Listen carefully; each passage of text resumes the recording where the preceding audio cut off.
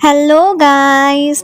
तो ड्रामा इस तरह से स्टार्ट होता है कि हमें हमारे मेन लीड को दिखाते हैं जिसका नाम लूजिंग है। वो बहुत हैंडसम है और वैसे वो बहुत बड़ा गेमर भी है और गेमिंग वर्ल्ड में उसका नाम है हरमन। और फिर इसी के साथ ही हमें हमारी फीमेल लीड को भी दिखाने लगते हैं जिसका नाम है लियांग chen। और उसका नाम सिंगिंग की दुनिया में बहुत ज़्यादा शाइन करता है। वो एक बहुत पॉपुलर सिंगर है। और इस टाइम पर chen एक अवार्ड सेरेमनी में बैठी हुई थी जहां पर बहुत ज़्यादा यही उम्मीद की जा रही थी कि उसी को ही अवार्ड मिलेगा। लेकिन उसकी कॉम्पिटिटर जो उसके बाजू में बैठी हुई थी उसका नाम था मेंग लांजी और इनके बीच बहुत ही टक्कर का कंपटीशन होने वाला है।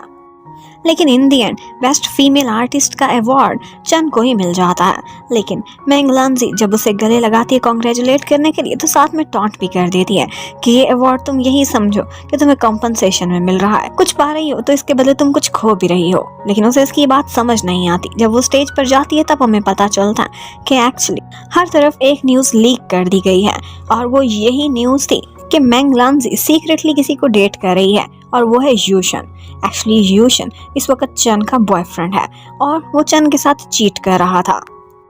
अब chen के लिए ये बहुत बड़ा शौक था और उसे समझ आ जाती है कि मेंग उसे किस चीज़ की कांग्रेचुलेशन दे रही थी। और फिर उसके बाद जब वो वापस बैठी हुई थी तब एक और नॉमिनेशन होती है और ये उससे भी बड़े लेवल का अवार्ड था। और लांजी कहती है कि ये अवार्ड तो श्योरली मुझे ही मिलने वाला है और तुम्हारा बॉयफ्रेंड भी मैं ही लेकर जाऊंगी। लेकिन तब मेंग लांजी बहुत शॉक्ड रह जाती है जब वो अवार्ड भी मिल जाता है chen को। और अब chen की फेस पर विक्ट्री देखने वाली थी। वो उसे कह देती है कि ये ट्रैश तुम रख सकती हो पर अवार्ड तो मैं लेकर जाऊंगी। और जब लियांग chen अपना अवार्ड विन कर रही थी तो उसी टाइम पर हरमन यानी कि हमारा हीरो लूजिंग भी ये सेरेमनी देख रहा था। और लूजिंग एक्चुअली उसका बहुत बड़ा फैन था। वो उसकी फेवरेट सिंगर थी और यहाँ पर आज वो इतनी सुंदर लग रही थी और उसकी अचीवमेंट पर लूजिंग को उसके फ्रेंड्स भी बहुत छेड़ते हैं कि तुम्हारा इस पर क्रश है, तुम इसे बहुत लाइक करते हो। अब यहीं पर ही लूजिंग कुछ इमेजिन करता हुआ अपने सपनों की दुनिया में ही खो जाता है और उसे ऐसा लगता है कि जैसे वो हाई स्कूल में है और उसके बाजू में लियांग chen बैठी हुई है। chen भी बहुत सैड सैड सी दिखाई दे रही है और खुद लू भी। chen तो इस वजह से सैड थी क्योंकि उसके सॉन्ग्स कोई ज़्यादा पसंद नहीं कर रहा था और वो उसे इनकरेज करता है कि तुम एक बहुत अच्छी सिंगर बनोगी क्योंकि तुम्हारी आवाज़ बहुत अच्छी है। जबकि लू खुद भी थोड़ा सा सैड था और वो इस बात से कि वो अपने शहर में फर्स्ट आने की बजाय सेकंड आया है। एक्चुअली वो बहुत इंटेलिजेंट था। अब अक्सर ही लूजिंग इस तरह की बातें अपनी फेवरेट क्रश के साथ ही इमेजिन करता रहता था और बस उसी की ही यादों में आज लूजिंग अपने चैनल पर एक सॉन्ग प्ले करता है लियांग chen को कांग्रेचुलेट करने के लिए उसका अवार्ड विन करने पर। और वो उसका एक पुराना सॉन्ग था जो कि उसके हार्ट के बहुत करीब था।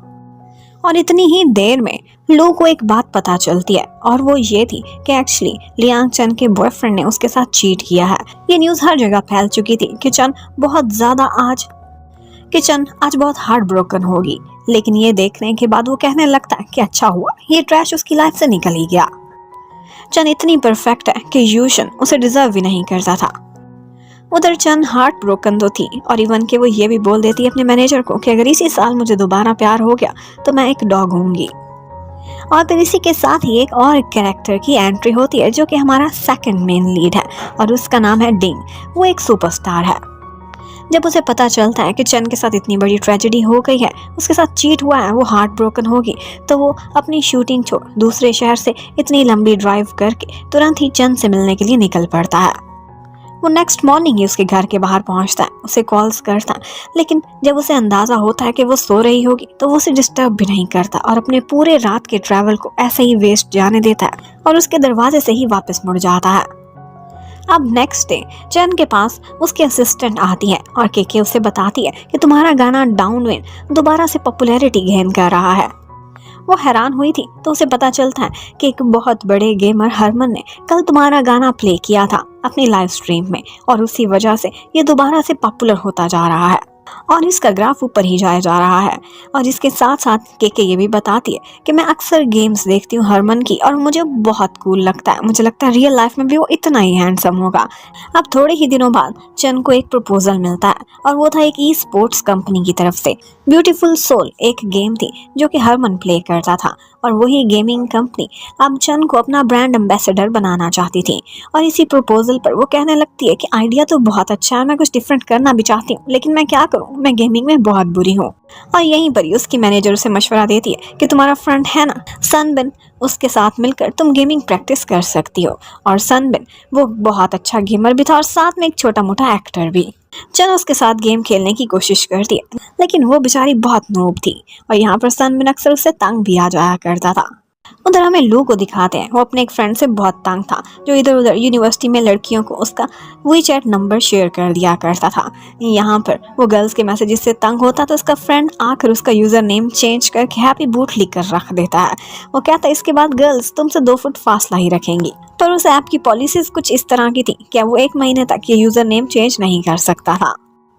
चन एक दिन सनबिन से मिलने के लिए जाती है। सनबिन कहता है कि मुझे जल्दी शूटिंग के लिए निकलना होगा, मुझे एक नया प्रोजेक्ट मिला है मूवी का, और हाँ अगर तुम्हें गेमिंग में इतना ही इंटरेस्ट है और तुमने जरूर सीखनी है तो मैं अब तुम्हारी हेल्प नहीं कर सकता। मेरे एक बहुत अच्छा गेमर फ्रेंड है, मैं उसे तुम्हें रिकमेंड कर दूंगा। चन मान तो जाती है लेकिन उसे कहने लगती है कि ठीक है, फिर मेरी आइडेंटिटी रिवील बिल्कुल ना होने देना। अब वो एक कैप और मास्क से खुद को कवर करके जब उसके घर से निकलती है तो उसी वक्त सनबिन से मिलने के लिए उसके अपार्टमेंट में कोई आ रहा था और वो लूजिंग था। यहाँ पर उन दोनों का आमना सामना जरूर होता है, लेकिन लूजिंग अपनी क्रश को यहाँ पहचान नहीं सकता। अब जैसे ही चन के पास नंबर पहुँचता है लूजिंग का, वो देखती है तो वीचैट पर उसने अपना यूजर नेम बूट लिख कर रखा हुआ था। वो सोचने लगती है कि इसका नाम ऐसा है तो ये खुद कितना आवारा सा होगा, लेकिन फिर भी उसके पास कोई और ऑप्शन नहीं था और सनबिन ने उसे रिकमेंड किया था तो वो उसे मैसेज कर ही देती है। और उधर लू हैरान था कि बूट लिखकर नेम रखने के बाद भी कोई लड़की मुझे मैसेज कर रही है, लेकिन फिर उसे सनबिन वाली बात याद आती है और वो उसे कह देता है कि ठीक है, आज रात मैं तुम्हें अपने गेमिंग वर्ल्ड में ऐड कर लूंगा। जबकि उधर चन ने भी अपनी आवाज के ऊपर एक वॉइस चेंजर लगाया हुआ था क्योंकि वो एक फेमस सिंगर थी और वो एनोनिमस बनकर ही ये गेम खेलना चाहती थी। वो नहीं चाहती थी कि कोई भी जाने कि वो इतनी बड़ी सिंगर लियांग चन है। जबकि उसी टाइम पर लू के फ्रेंड्स से छेड़ रहे थे कि आज एक नई लड़की हमारे गेमिंग रूम में आ रही है, कहीं तुम्हें डेट तो नहीं करना चाहती या कहीं तुम तो इसे लाइक नहीं करते, और इसकी आवाज कितनी सुंदर होगी। वो सुनने के लिए तड़प रहे थे, लेकिन जैसे ये आवाज आती है तो बिल्कुल एक छोटी बच्ची के जैसे थी। ये सुनते ही लू को उसके फ्रेंड्स बहुत छेड़ते हैं कि मुझे लगता है कोई लड़का है और जानबूझकर तुम्हें तंग कर रहा है। लू इस सबको इग्नोर करता है क्योंकि सनबिन ने उसे इसे रिकमेंड किया था।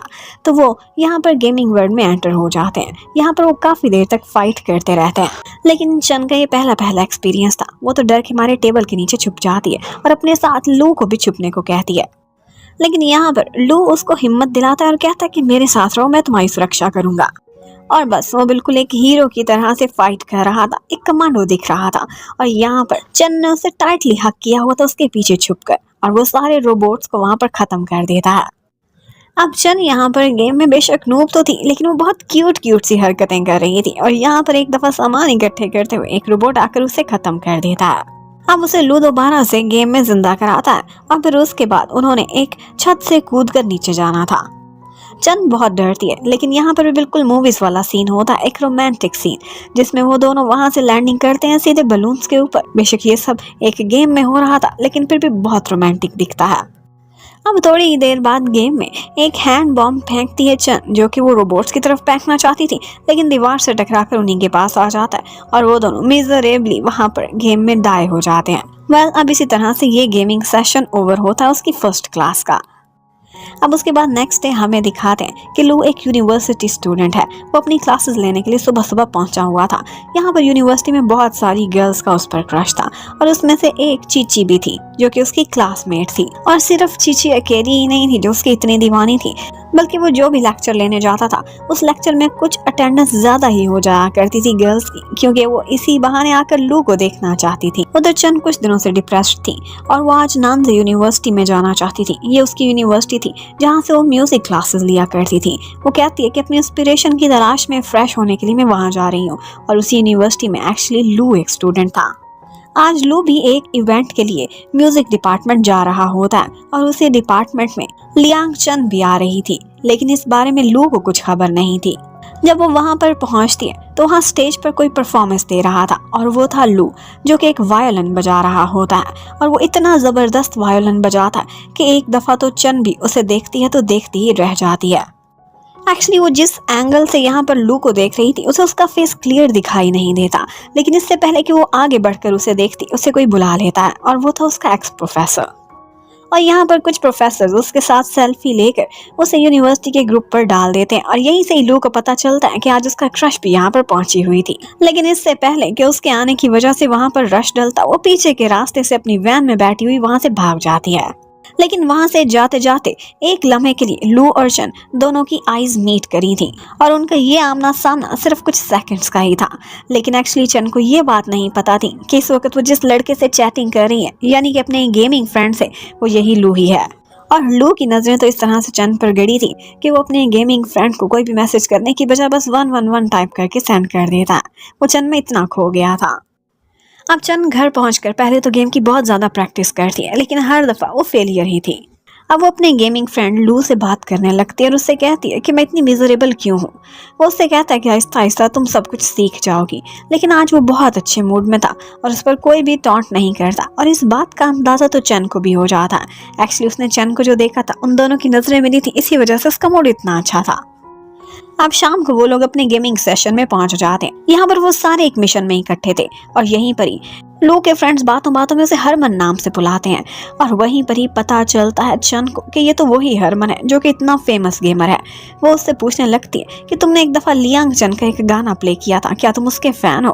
वो उसे कोई भी जवाब नहीं देता। लेकिन यहाँ पर चन की खुशी देखने वाली थी, जिसको गेमिंग वर्ल्ड में सारे लोग स्नाइपर गॉड कहते थे और गेमिंग में आकर उससे सेल्फीज लेते।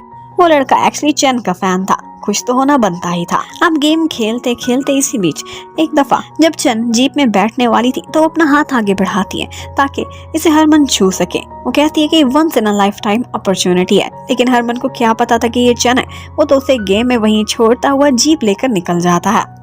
लेकिन जब वो पीछे दौड़ती उसकी मिन्नतें करती है तो बहुत मुश्किल से वो रोकता है और फिर अपना हाथ उसे पकड़ा कर उसे अंदर घसीट लेता है। मतलब यहाँ पर वो जीप इतनी तेज भगाता है, रश ड्राइविंग करता है कि बेचारी चन सारा टाइम डरती रहती है। और फिर उसके बाद हम यही देखते हैं कि बेशक चन एक सुपरस्टार थी, दुनिया में उसके बहुत सारे फैंस होंगे और वो बहुत स्टाइलिश भी थी। लेकिन गेमिंग वर्ल्ड में जब भी वो लू के साथ खेल रही होती थी तो वो उससे इम्प्रेस हुए बगैर नहीं रहती थी। इस गेम में अगर कोई सुपरस्टार था और चन उससे इम्प्रेस भी हुई थी तो वो सिर्फ और सिर्फ लू ही था, जो कि सारे स्टंट्स करते हुए बहुत इम्प्रेसिव लगता था। अब यहाँ पर बातों बातों में ही चन को पता चलता है कि ये सारे लड़के जो हमारे साथ खेल रहे हैं वो एक्चुअली लू के क्लासमेट्स या रूममेट्स हैं। वो यहाँ पर खुद को मैच्योर दिखाने के लिए कहती है कि मैंने तो कब का ग्रेजुएट कर लिया है, क्या तुम्हें पता नहीं है, अंदाजा नहीं लगा? तो आगे से कहने लगता है जो तुम्हारी गेमिंग कैपेबिलिटीज है उन्हें तो देखकर लग रहा है कि तुम एक एलिमेंट्री स्कूल की लड़की हो। अब वो लोग गेम में अपना ये लेवल सक्सेसफुली एकम्प्लिश करके अगले स्टेज तक पहुंच जाते हैं। जब वो एंटर होते हैं तो वो दुनिया बहुत सुंदर थी। वहाँ पर वो दोनों इकट्ठे बैठकर स्टार्स भी देखते हैं और उसके बाद वहाँ के मैजिकल वर्ल्ड में वो लोग फायरवर्क्स देखकर बहुत इंजॉय करते हैं। एक्चुअली इस गेम की ग्राफिक्स इतनी जबरदस्त थी कि चन ये सब कुछ देखकर बिल्कुल सपनों की दुनिया में चली जाती और वो सब कुछ बहुत इंजॉय कर रही थी। अब चन अपने फोन में उसका नंबर सेव कर लेती है सुप्रीम मास्टर के नाम से और बूट लीकर को काट देती है। जबकि दूसरी तरफ हमें दिखाते हैं कि लू ने भी उसका नेम सेव कर लिया था एक नए नाम से और वो था लिटिल बॉक्स। और यही चीज शो करती थी कि वर्चुअल वर्ल्ड में एक दूसरे के साथ रहते रहते उन लोगों के दिल भी एक दूसरे के बहुत क्लोज आ चुके हैं। अब उसके बाद हमें दिखाते हैं कि नेक्स्ट डे चन अपनी एक मीटिंग के लिए एक जगह जा रही थी और वहीं पर ही उसका आमना सामना अपने एक्स बॉयफ्रेंड यूशन से हो जाता है। यूशन उससे बार बार माफी मांग रहा था और उसके क्लोज आने की कोशिश कर रहा था ताकि वो किसी तरह से चन को मना ले, लेकिन चन नहीं मानती। अब वो उसे एक रूम में लेकर जाता है और उससे कहने लगता है कि क्या तुम्हें पता नहीं मैं किस तरह की लड़की है? वो खुद ही मुझे आकर चिपक जाती थी, मैं तो उसके क्लोज नहीं हुआ। लेकिन अब उसकी किसी भी बात पर चन को कोई भी बिलीव नहीं था और इतने में ऊपर से मैंग लांजी भी पहुंच जाती है और वो ये सारा कुछ यूशन की जुबान से भी सुन लेती है। यहाँ पर यूशन को किसी चीज की कोई परवाह नहीं थी। वो चन के सामने नील डाउन भी करता है उसे मनाने के लिए, लेकिन लगता है कि चन का मन उसकी तरफ से बिल्कुल भर चुका था। वो उसे मैंग लांजी के हाथों में छोड़ती हुई वहां से चली जाती और उसके बाद मैंग उसे काफी ज्यादा लड़ती और 2-4 थप्पड़ भी दे मारती है। और फिर उसके बाद हमें पता चलता है कि एक्चुअली डिंग के एंटरटेनमेंट इंडस्ट्री में बहुत ज्यादा लिंक्स हैं। वो एक सीनियर एक्टर था और वो यहाँ पर यूशन के करीब आकर उसे वार्निंग भी देता है कि तुम्हें पहले भी सजा दिया, तुम्हारे बहुत सारे प्रोजेक्ट्स कैंसिल करा के, अब तुम अच्छे से बिहेव करो और चन को और तंग मत करना वरना इससे ज्यादा तुम्हें नुकसान भुगतना पड़ेगा। एक्चुअली डिंग कभी भी शो नहीं कराता था, लेकिन वो इनडायरेक्टली चन की बहुत हेल्प करता था। अब उसके बाद डिंग और चन दोनों एक जगह रेस्टोरेंट में इकट्ठे खाना खाने के लिए जाते हैं और वहीं पर ही अपने ग्रैंड पेरेंट्स से मिलने के लिए लू भी आया हुआ था। उसे एक झलक दिखती है चन की और वो बस उसी में ही खो जाता है और अपने ग्रैंड पेरेंट्स को भी बताता है कि एक्चुअली यहाँ से अभी अभी गुजरी थी मेरी फेवरेट सिंगर जिसका नाम चन था। अब यहाँ पर लू तो हॉल में बैठा हुआ था, जबकि चन उसके लिए डिंग ने एक स्पेशल रूम बुक कराया हुआ था। लेकिन जब वो वॉशरूम यूज करके वहां से बाहर निकलती है तो उसका एक इयररिंग वहां पर गिर जाता है, जो कि लू ने उठा लिया था और उसे पहचान भी थी कि ये किसका है।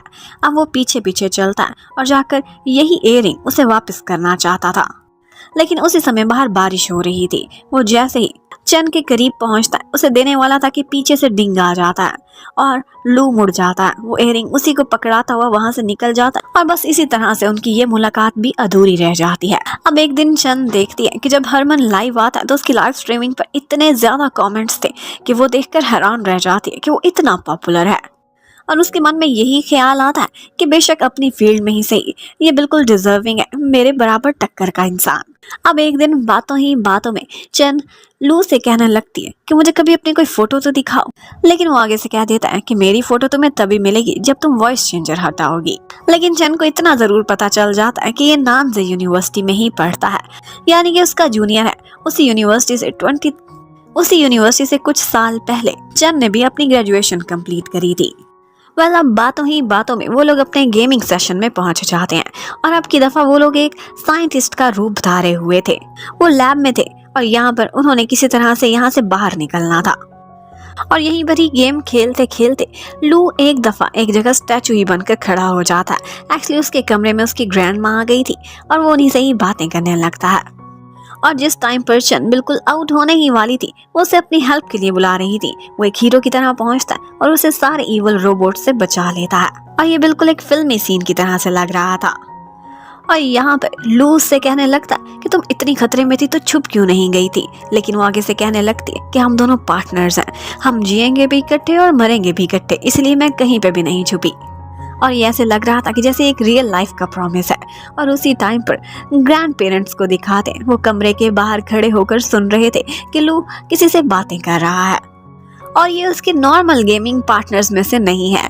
उन्हें वाइब्स आने लगती हैं कि जैसे शायद हमारे ग्रैंड सन की लाइफ में कोई ना कोई आने ही वाला है।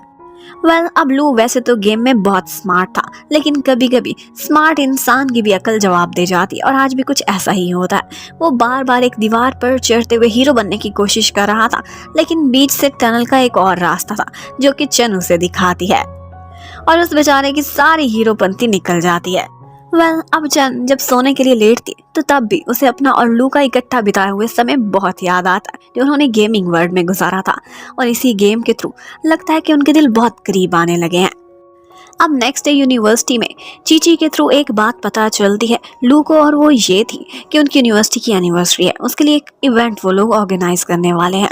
लेकिन उस इवेंट की एक सीक्रेट बात जो उसे अपने एक फ्रेंड के थ्रू पता चली थी जो स्टूडेंट काउंसिल में काम करती थी, और वो ये बात थी कि इसी इवेंट में लियांग चन भी आने वाली है। जबकि उधर डिंग वो आज चन की एक परफॉर्मेंस देखता है। वो पहले जिस जनरा में सॉन्ग्स गाती थी आजकल वो कुछ डिफरेंट ट्राई करने की कोशिश कर रही थी और इसी तरह का वो एक सॉन्ग गाती है और डिंग उसको बहुत ज़्यादा अप्रिशिएट करता है कि तुमने बहुत अच्छी कोशिश करी है। उसके बाद वो बताता है कि कल रात एक प्राइवेट म्यूजिक पार्टी है, क्या तुम उधर चलोगी? वहाँ पर कुछ बैंड्स भी आ रहे हैं। एक साल्टेड फिश बैंड था जो कि चन का फेवरेट था। वो पूछती है कि क्या वो आ रहे हैं? वो कहता है हाँ वो भी आ रहे हैं। लेकिन हमें पता चलता है कि डिंग सिर्फ उसकी खुशी के लिए उसी वक्त कॉल करता है साल्टेड फिश बैंड को और उन्हें वहाँ बुलाने के लिए अरेंजमेंट्स करने लगता है। अब नेक्स्ट डे उस पार्टी के लिए जब चन रेडी होकर खड़ी हुई थी तो डिंग भी उसके लिए फ्लावर्स लेकर आया हुआ था, लेकिन वो कहने लगते कि मुझे पोलन से एलर्जी है, तो वो फ्लावर्स वहीं पर ही जाती हुई एक छोटी सी बच्ची को दे देता है। अब वो उस पार्टी में जैसे ही पहुंचती है तो हमें दूसरी तरफ दिखाते हैं कि यहाँ पर लू भी पहुंचा हुआ है। उसके एक फ्रेंड को कहीं से 2 टिकट्स मिले थे और वो अपने साथ लू को वहां पर लेकर जाता है कि यहाँ पर तुम्हें बहुत बड़े बड़े शायद स्टार्स भी देखने को मिलेंगे। लेकिन ये एक मास्क्ड पार्टी थी, हर किसी ने अपने फेस पर मास्क लगाया हुआ था और इत्तेफाक यहाँ पर ये होता है कि लू और डिंग दोनों का मास्क बिल्कुल एक जैसा था और उनके ड्रेस का कलर भी। और यहाँ पर इतना रश था कि एक दफा चन को अंदाजा ही नहीं होता कि वो लू के साथ खड़ी है या फिर डिंग के साथ। वो उसी को ही अपना पार्टनर समझकर उसे अपने साथ पकड़ती और वहाँ पर डांस करना स्टार्ट कर देती है। यहाँ पर वो दोनों काफी देर तक डांस करते हैं और लू और चन दोनों की नजरें भी मिल चुकी थी, लेकिन वो दोनों ही एक दूसरे को नहीं पहचान पाते। इतने में ऊपर से डिंग आ जाता है जिसने ये देख लिया था और वो लू को साइड पर करता हुआ चन को अपने साथ ले जाता है। चन तो वहाँ पे बहुत ड्रंक हो गई थी और वो जाते हुए एक दफा गिरने वाली थी कि यहाँ पर डिंग उसे संभाल लेता है, लेकिन फिर भी उसने कभी भी लिमिट्स क्रॉस नहीं की थी। वो अपना हाथ उसकी कमर से हटा लेता है और यहाँ पर डिंग को रास्ते में जाते जाते कुछ पुरानी यादें आने लगती हैं। उसकी एक मूवी जो ज्यादा नहीं चली थी वो खुद ही देखने गया हुआ था, तो वहीं पर ही उसे पहली दफा चन नजर आई थी जिसे वो मूवी बहुत पसंद थी और वो दूसरी दफा ये देखने के लिए आई हुई थी। और यहीं पर ही लगता है कि डिंग के मन को चन ने छू लिया था। अब चन तो ड्रंक थी, तो वो रात को सोने से पहले अपनी एक सेल्फी बनाती है और अपने अकाउंट पर पोस्ट कर देती है। उधर लू को भी बार बार वही लड़की मास्क वाली गर्ल याद आ रही थी। वो कहीं ना कहीं उसे बहुत सुंदर लगी थी और सपनों में वो उसका मास्क उतार भी लेता है, लेकिन उसे कुछ भी नहीं दिखा था। लेकिन नेक्स्ट ही मॉर्निंग वो वी चैट पर मोमेंट्स चेक कर रहा था, तभी उसे नजर आता है कि लिटिल बॉक्स ने एक फोटो पोस्ट की हुई है और वो फोटो थी चन की जिसने रेड ड्रेस पहना हुआ था। चन को रियलाइज होता है, वो तुरंत ही वो फोटो डिलीट कर देती है। अब लू उस फोटो को दोबारा नहीं देख सकता था, लेकिन कहीं ना कहीं उसे वाइब्स आ रही थी कि लिटिल बॉक्स ने ये फोटो क्यों शेयर की है और इस फोटो में चन ने बिल्कुल वैसे कपड़े पहने हुए हैं जिस लड़की के साथ मैंने कल डांस करा था। वेल, अब अक्सर ही लू और चन आपस में वी चैट पर इकट्ठे कनेक्टेड रहते थे और यहाँ पर कभी कभी उससे बात करते हुए चन इतना ब्लश करने लगती थी कि उसकी असिस्टेंट और मैनेजर भी ये बात फील करते हैं। अब एक दफा चन से बातें करते करते उसे पता चलता है कि नामजा यूनिवर्सिटी के किस ब्लॉक में वो रहा करती थी जब यहाँ पर स्टूडेंट थी। तो पता चलता है कि वो दोनों एक ही ब्लॉक से बिलोंग करते हैं और यहाँ पर उससे बातें करते करते एक दफा लू अपने ख्यालों में ही खो जाता है और उसे ऐसे लगने लगता है कि जैसे लिटिल बॉक्स वो भी शायद इसी डॉम में रहती थी जहाँ पर मैं रहा करता था और उसका भी बेड मेरे वाला होगा। अब उसके फ्रेंड्स ने भी ये बात नोटिस की थी कि आजकल लू थोड़ा खोया खोया लगता है, अक्सर चैटिंग करता रहता है और तो वॉल्स को देखकर स्माइल भी करता है, हमसे कुछ छुपाने की कोशिश कर रहा है। उधर चन ने आजकल अपना म्यूजिक स्टाइल चेंज किया था, लेकिन ऑडियंस उसके नए स्टाइल को ज्यादा पसंद नहीं करते और सोशल मीडिया पर उसके खिलाफ बहुत बातें करने लगते हैं। उसी टाइम पर डिंग उसे कॉल करता है और कहता है कि एक्चुअली तुमने चेंज इतना बड़ा किया है कि ऑडियंस को थोड़ा टाइम तो लगेगा इस सब को अडॉप्ट करने में, इसलिए तुम दिल छोटा मत करना।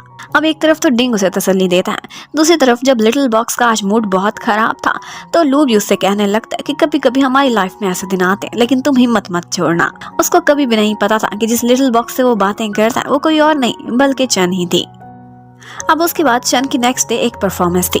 परफॉर्मेंस के बाद वो थोड़ी बुझी बुझी बैठी थी इंटरनेट सोशल मीडिया पर लोगों के रिस्पांस की वजह से, लेकिन यहाँ पर डिंग उसके पास आता है, थोड़ी देर बातें करता है, तसल्ली देता है और फिर चला जाता है। लेकिन यहाँ पर वो अपना फोन भूलकर चला गया था। उनके फोन सेट सेम थे।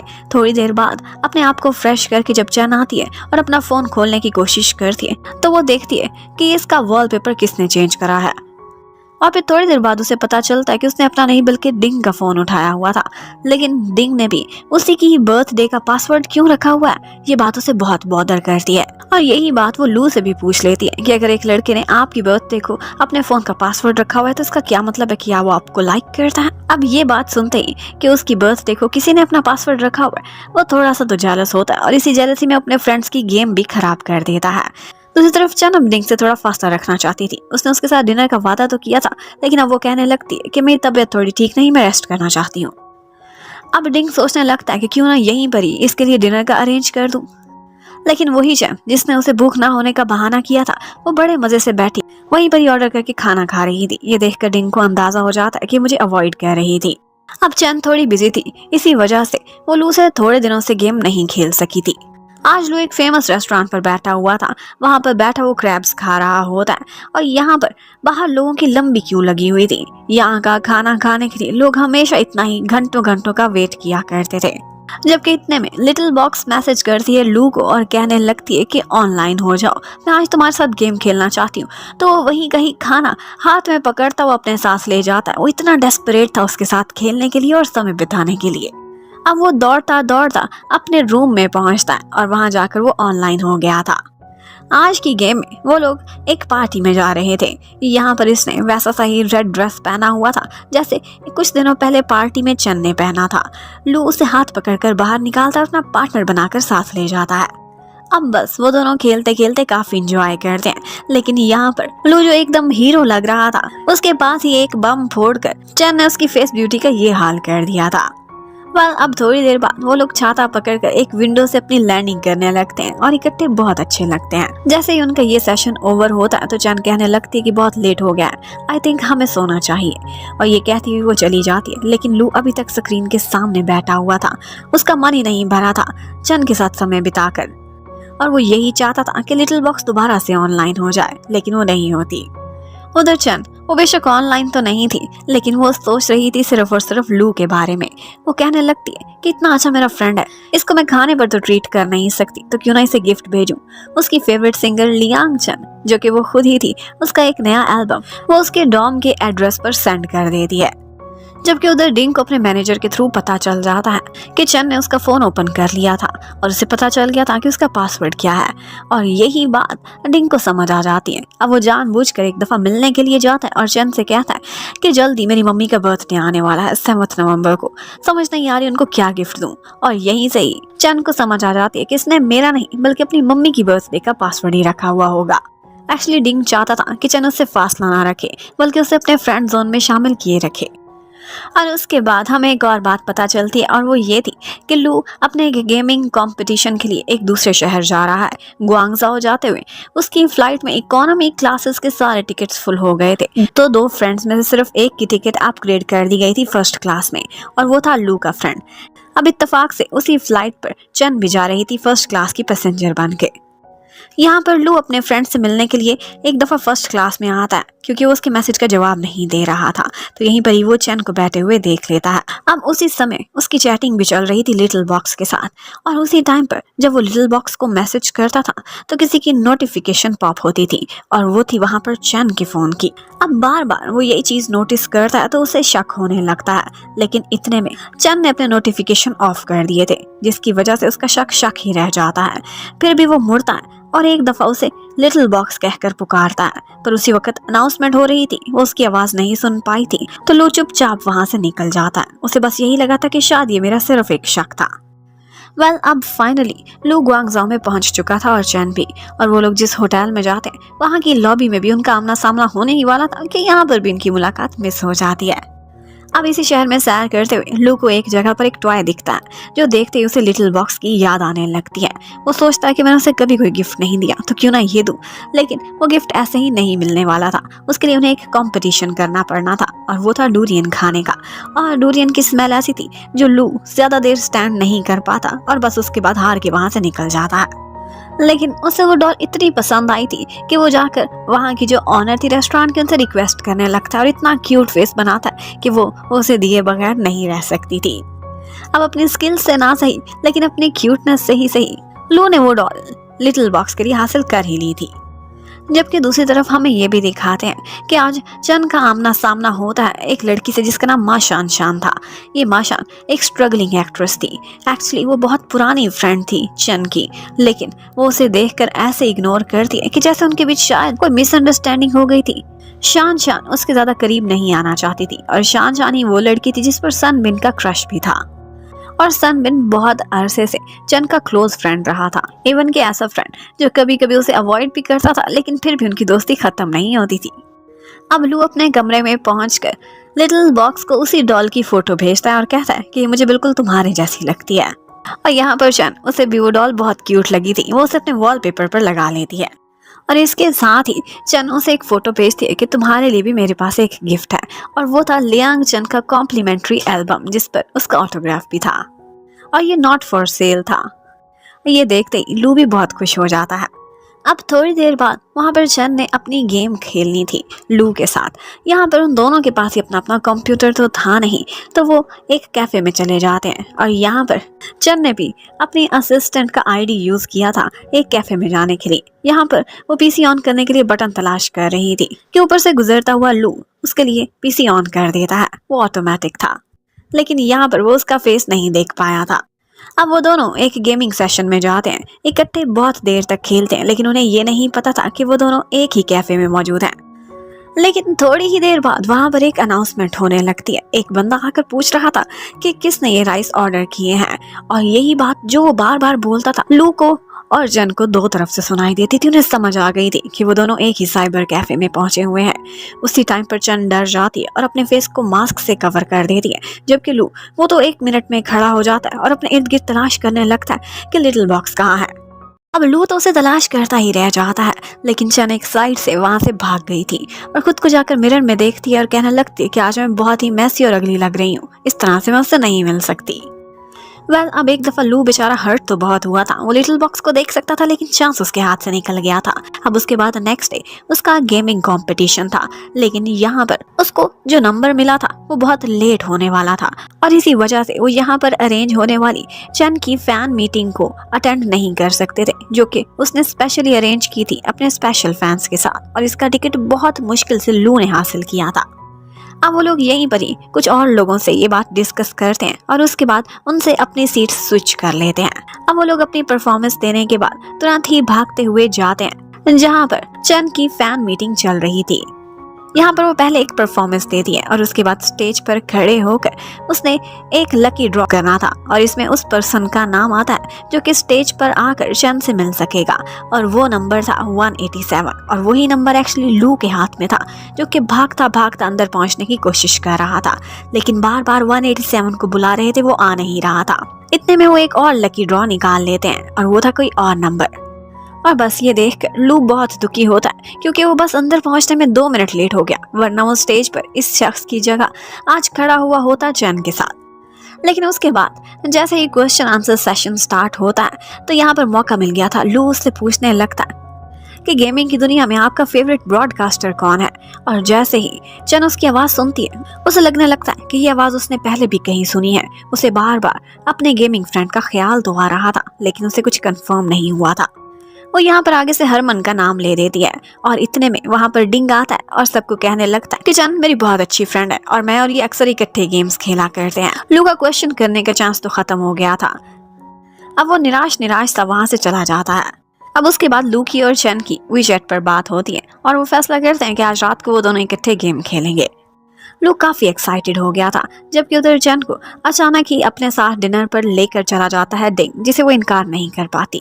वहाँ पर उसे बार बार लू के मैसेजेस आ रहे थे, लेकिन वो बिजी होने की वजह से उसे रिप्लाई नहीं कर पाती थी।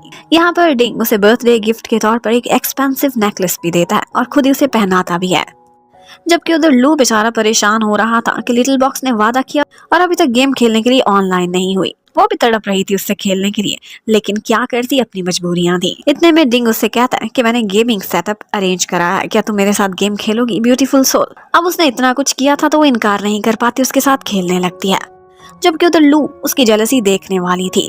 लिटिल बॉक्स ऑनलाइन तो थी, लेकिन वो उसके साथ नहीं किसी और के साथ गेम खेल रही है, ये उससे बर्दाश्त ही नहीं हो पाता।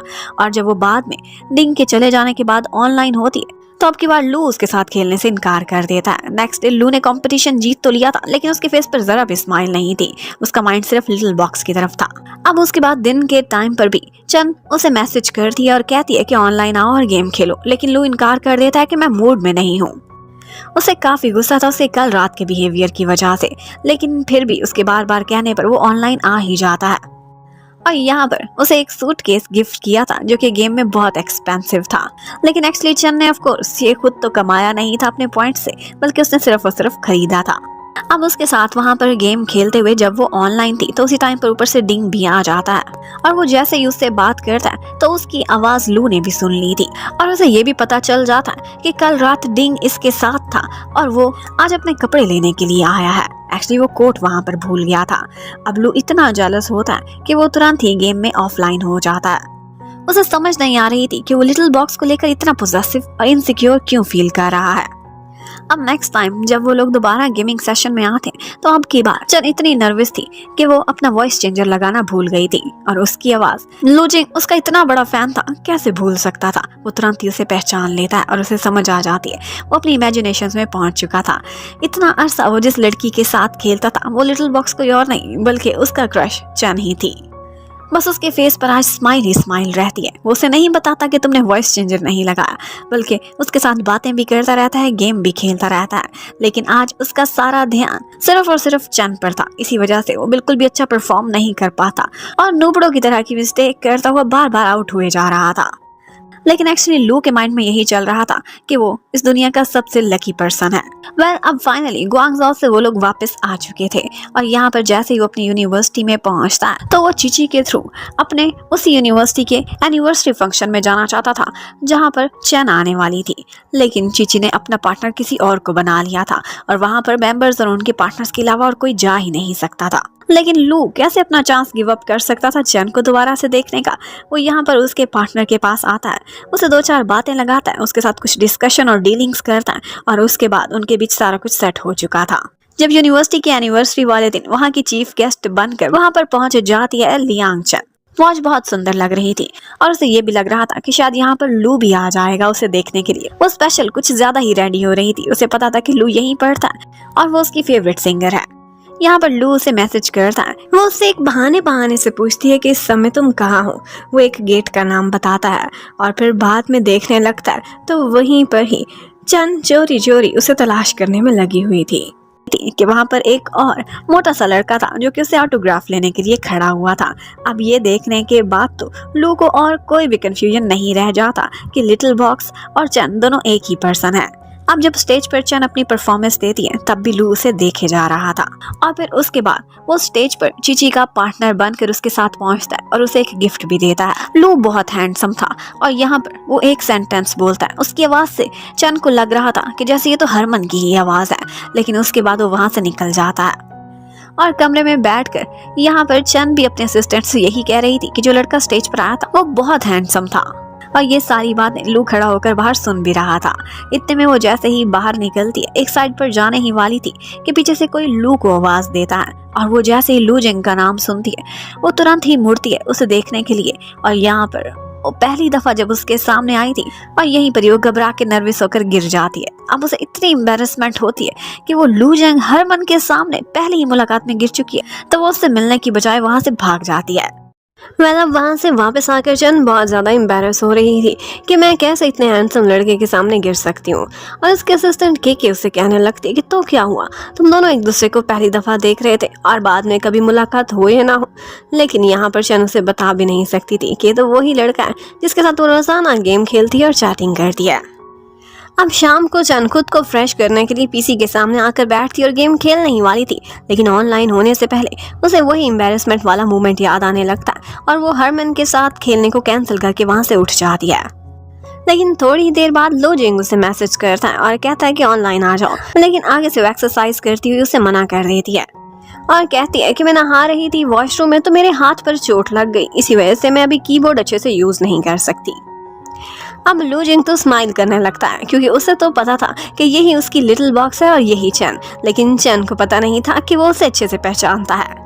चन ने अपनी यूनिवर्सिटी में एक इवेंट को अटेंड करने के लिए जाना था और उसी इवेंट में ऑफ कोर्स लू जिंग भी आएगा और वो बहुत अच्छे से तैयारी कर रहा था और उसके फ्रेंड्स भी उसका मेकओवर करने में उसकी हेल्प कर रहे थे। लेकिन उसके बाद वो खुद को बहुत डिसेंट सा रेडी करके आता है एक वाइट शर्ट पहन के। अब उससे सिलेक्ट नहीं हो रहा था कि वो कौन सी स्वेटर पहने, तो वो यही मैसेज करता है अपनी लिटिल बॉक्स को और उससे पूछने लगता है कि कौन सा कलर मुझे चूज करना चाहिए। पहले तो वो शर्माती है और उसके बाद उसके लिए वाइट सजेस्ट करती है। अब वो इस इवेंट में जाता है और चैन के साथ खड़ा होकर एक फोटो भी बनवाता है और इसी फोटो में उसने लिटिल बॉक्स वाली डॉल भी अपने हाथ में ली हुई थी। ऑल्दो लू जिंग हर बात जानता था, लेकिन जानबूझकर वो चैन के सामने ऐसे प्रिटेंड कर रहा था कि जैसे उसकी नर्वसनेस को पहचान ही नहीं सक रहा। और फिर उसे वही फोटो सेंड करके कहता है कि क्या ये तुम्हारी जैसी दिखती है ना। अब ये देखते ही चैन और भी ज्यादा नर्वस हो जाती है कि ये डॉल को कह रहा है या फिर मुझे कहीं पहचान तो नहीं गया। अब ऑल्दो लू जिंग वैसे तो एक स्टूडेंट था और उम्र में छोटा भी था लियांग चन से, लेकिन फिर भी वो बहुत मैच्योर था और इस तरह से लुका छुपी का खेल खेलना वो बहुत इंजॉय कर रहा था और किसी ना किसी तरह से चन को तंग भी करता रहता है क्योंकि वो इस सिचुएशन को बहुत इंजॉय कर रहा था। अब उसके बाद चन स्टेज पर आती है और अपने एक सॉन्ग पर परफॉर्मेंस देने लगती है। वो बहुत ज़्यादा सुंदर लग रही थी और लू जिंग तो उसे देखता था तो बस देखता ही रह गया था। अब कुछ स्टूडेंट्स अपनी यूनिवर्सिटी को रिप्रेजेंट करते हुए स्टेज पर आते हैं और उनमें से एक लू जिंग भी था जो आता है और उसे एक बुके देता है। लेकिन इस बुके में रियल फ्लावर नहीं थे, बल्कि वहाँ पर पेपर के बने हुए फ्लावर्स थे जो कि बहुत क्यूट लग रहे थे। और यहाँ पर दोनों के हाथ भी आपस में टच होते हैं और बाद में चन यही सोचने लगती है कि ये लड़का कितना कंसिडरेट था। उसे पोलन से एलर्जी थी और वो असली फ्लावर्स एक्सेप्ट कर नहीं सकती थी। अब उसके बाद वो वॉशरूम जाने लगती है। जब वहाँ से बाहर निकल रही थी तो देखती है कि बाहर वहीं पर ही लू जिंग भी खड़ा हुआ है। वो उसे देखकर चुप जाती है और उसके जाने के बाद जब वो बाहर निकलने लगती है तो लू जिंग वहीं पर ही पीछे छुप कर खड़ा हुआ था, जो उसके पास आता है और फिर आकर उसे एक रेड स्कार्फ पहना देता है, बस खामोशी से। एक्चुअली ये उसने अपने लिटिल बॉक्स के लिए लिया था। और यहाँ पर चैन भी उसके चाम में इतनी खो जाती है कि उसे एक शब्द भी नहीं बोल पाती। अब ये इवेंट ओवर हो जाता है और वो जब घर जा रही थी तो रास्ते में अपनी एक बेस्टी माँ शान को देखती है, जो उसके कॉलेज के टाइम की फ्रेंड थी। वो ड्रंक होकर सड़क किनारे बैठी हुई थी। वो जाती है और उसे अपने साथ वहाँ से संभाल कर ले आती है। और इसी के साथ ही हमें फ्लैशबैक में दिखाते हैं कि ये दोनों अपने यूनिवर्सिटी के दिनों में इकट्ठे अपना एक म्यूजिक बैंड स्टार्ट करना चाहते थे, लेकिन माँ शान ने एन टाइम पर जब वो परफॉर्मेंस देने वाली थी लियांग चन को अकेला छोड़ दिया था, क्योंकि उसके बॉयफ्रेंड ने उसके साथ ब्रेकअप किया था और वो हार्ट ब्रोकन होकर अपनी म्यूजिक के कैरियर पर भी गिव अप कर चुकी थी। और बस यहीं से ही उनके बीच ऐसी मिसअंडरस्टैंडिंग्स क्रिएट हुई कि उसके बाद वो कभी भी फ्रेंड्स नहीं रह सके थे। जबकि उधर चन को बार बार टेंशन हो रही थी। उसे ऐसा लगने लगता है कि कहीं लू जिंग पहचान तो नहीं चुका कि मैं ही चन हूँ और मैं ही लिटिल बॉक्स। और उसके बाद उसके साथ गेम भी नहीं खेलती, बल्कि उसी गेम में अपना एक सेकेंडरी अकाउंट बना लेती है और अकेले ही प्रैक्टिस करने लगती है। अब फिर उसके बाद नेक्स्ट सीन में हमें दिखाते हैं कि एक्चुअली सनबिन और लू जिंग दोनों एक ही बिल्डिंग में रहते हैं और उनके अपार्टमेंट भी आमने सामने थे। इसी वजह से उनकी दोस्ती हुई थी आपस में। और आज सनबिन के घर पर डिंग आया हुआ था, क्योंकि डिंग जानता था कि सनबिन चन का बहुत अच्छा फ्रेंड है और वो तीनों आज मिलकर इकट्ठे डिनर करेंगे। जबकि उधर चन का अकेले गेम में मन ही नहीं लग रहा था। वो दोबारा से लू जिंग के साथ ही गेम खेलना स्टार्ट कर देती है, लेकिन अब की बार उसे लू जिंग में कुछ डिफरेंट लग रहा था। वो गेम में उसके काफी क्लोज भी आ जाया करता था और जब भी क्लोज आता था चन बहुत नर्वस होती थी। अब वो गेम में एक ऐसे पॉइंट पर रोमांटिक सी जगह पर चन के साथ बैठा हुआ था कि ऊपर से सनबिन आ जाता है और कहने लगता है कि तुम इसके बारे में क्या सोच रहे हो जो फ्रेंड मैंने तुम्हें रिकमेंड की थी। तुम तो गेम में उसे एक डेट पर ही लेकर चले गए। मैंने अपनी आंखों से देख, तुम कब से इतने फ्लर्टी हो गए। मैंने नहीं सोचा था कि तुम इस तरह के लड़के होगे। लेकिन आगे से लू जिंग उससे कह देता है कि अपनी फ्रेंड को ये मत बता देना कि मुझे पता चल चुका है कि वो कौन है। बाय द वे, मुझे लगता है कि वो अभी अपने रियल सेल्फ को मेरे सामने लाना नहीं चाहती और मैं भी सिचुएशन को एंजॉय कर रहा हूँ। अब उसके बाद सनबिन चला जाता है चैन के घर पर। उसे थोड़ी देर बातें करता है और उसे ये भी अंदाजा हो गया था कि इसे भी लू जिंग बहुत अच्छा लगने लगा है। अब वो उसको इन्वाइट करता है कि मेरे घर डिनर पर आना। और इतने में वो वहां से वापस जाता, वहां पर माँ शान पहुंच जाती है, जिस पर सनबिन का क्रश भी था। वो उसे देखते ही बहुत खुश हो जाता है। वो एक कॉमेडियन थी और सनबिन एक सपोर्टिंग कैरेक्टर, लेकिन उसको ये अंदाजा नहीं था कि चैन उन दोनों की कॉमन फ्रेंड बन जाएगी। अब वो जाते हुए माँ शान से एक दफा रिक्वेस्ट करता है कि मुझे अपने साथ लिफ्ट दे दो, क्योंकि मैं गाड़ी नहीं लेकर आया। और इसी बहाने वो उससे क्लोज आने की कोशिश कर रहा था, उसके साथ समय बिताना चाहता था। लेकिन थोड़ी देर बाद पता चलता है कि पुलिस उसके पीछे पड़ी हुई है। वो लोग गाड़ी रुकवाते हैं। एक्चुअली उसके खिलाफ कंप्लेंट आई थी कि उसने टैक्सी बुक करा के कैंसिल कर लिया है, लेकिन उसका जीपीएस ऑन था और टैक्सी ड्राइवर को ऐसे लगता है कि शायद ये इंसान खतरे में है। तभी तो इसकी कुछ मिस्टीरियस हरकतें हो रही हैं इसकी लोकेशन को लेकर, और उसी ने ही सिक्योरिटी के लिए पुलिस को बुला लिया था। अब ये सब देखकर माँ शान तो निकल जाती, लेकिन बाद में पुलिस वाले उसे उसके घर तक ड्रॉप करने के लिए जाते हैं। और यहाँ पर लू जिंग भी उसे सिचुएशन में देख लेता है। वो दोनों पुलिस वालों के बाजू में खड़ा होकर अपनी एक फोटो भी बनवाता है, लेकिन उसका ये राज लू जिंग किसी और को ना बता दे। उसे धमकी देता है कि आज लियांग चन मेरे घर पर आ रही है तो मैं अब तक की तुम्हारी सारी एम्बैरेसिंग स्टोरीज भी उसे सुनाता रहूंगा। अब बेचारे लू की नजर तो बस उसी के ही अपार्टमेंट पर थी। वो देखता है कि वहां पर चन आई है, लेकिन पीछे पीछे उसके डिंग भी था। ये देखकर लू जिंग को बिल्कुल भी अच्छा नहीं लगता और वो जेलस फील करने लगता है। जबकि घर पर डिंग आज अपने हाथों से चन के लिए खाना बना रहा था और उसे ये भी पता था कि चन को कोरिएंडर्स बिल्कुल पसंद नहीं है, तो वो खाने के ऊपर सनबिन का डाला हुआ धनिया बहुत प्यार से निकाल के रख देता है, क्योंकि वो हमेशा से चन की छोटी बड़ी हर चीज का ख्याल रखता था। लेकिन थोड़ी देर बाद उनके दरवाजे पर लू जिंग आ जाता है और कहता है कि मेरी ग्रैंडमा ने विनेगर मंगवाया है, वही लेने आया हूँ।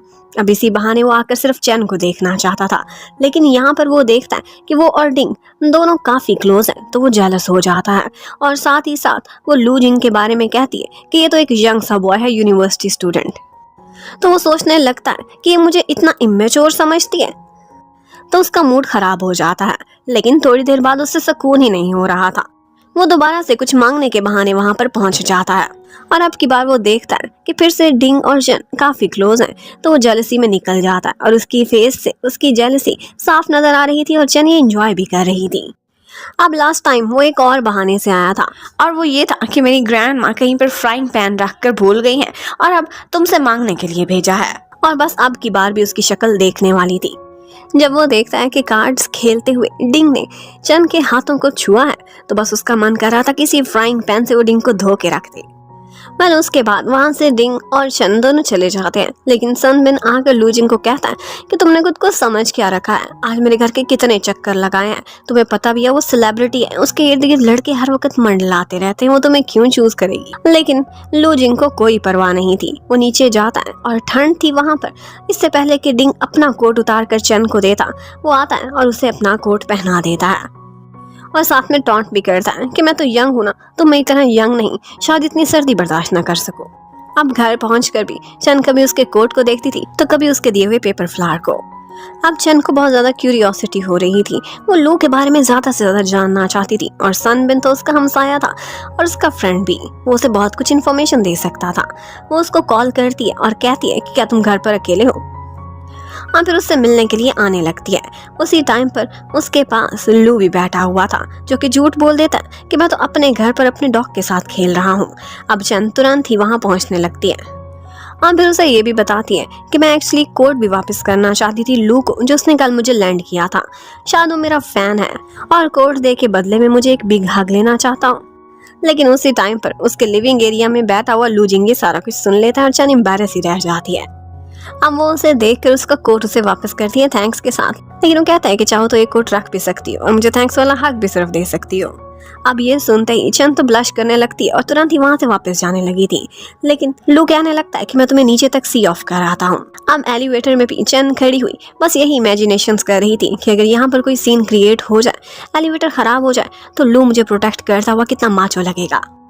और फिर बस शर्माती हुई वहां से निकल जाती है। अपने घर पहुंचती है तो मैनेजर बताती है कि ब्यूटीफुल सोल कंपनी की तरफ से जल्दी लाइव स्ट्रीमिंग होगी और वहां पर वो कहते हैं कि तुम अपीयर हो और अपने साथ अगर अपनी मर्जी का पार्टनर लेके आना चाहो तो उन्हें कोई एतराज नहीं, उनकी गेम की पब्लिसिटी के लिए।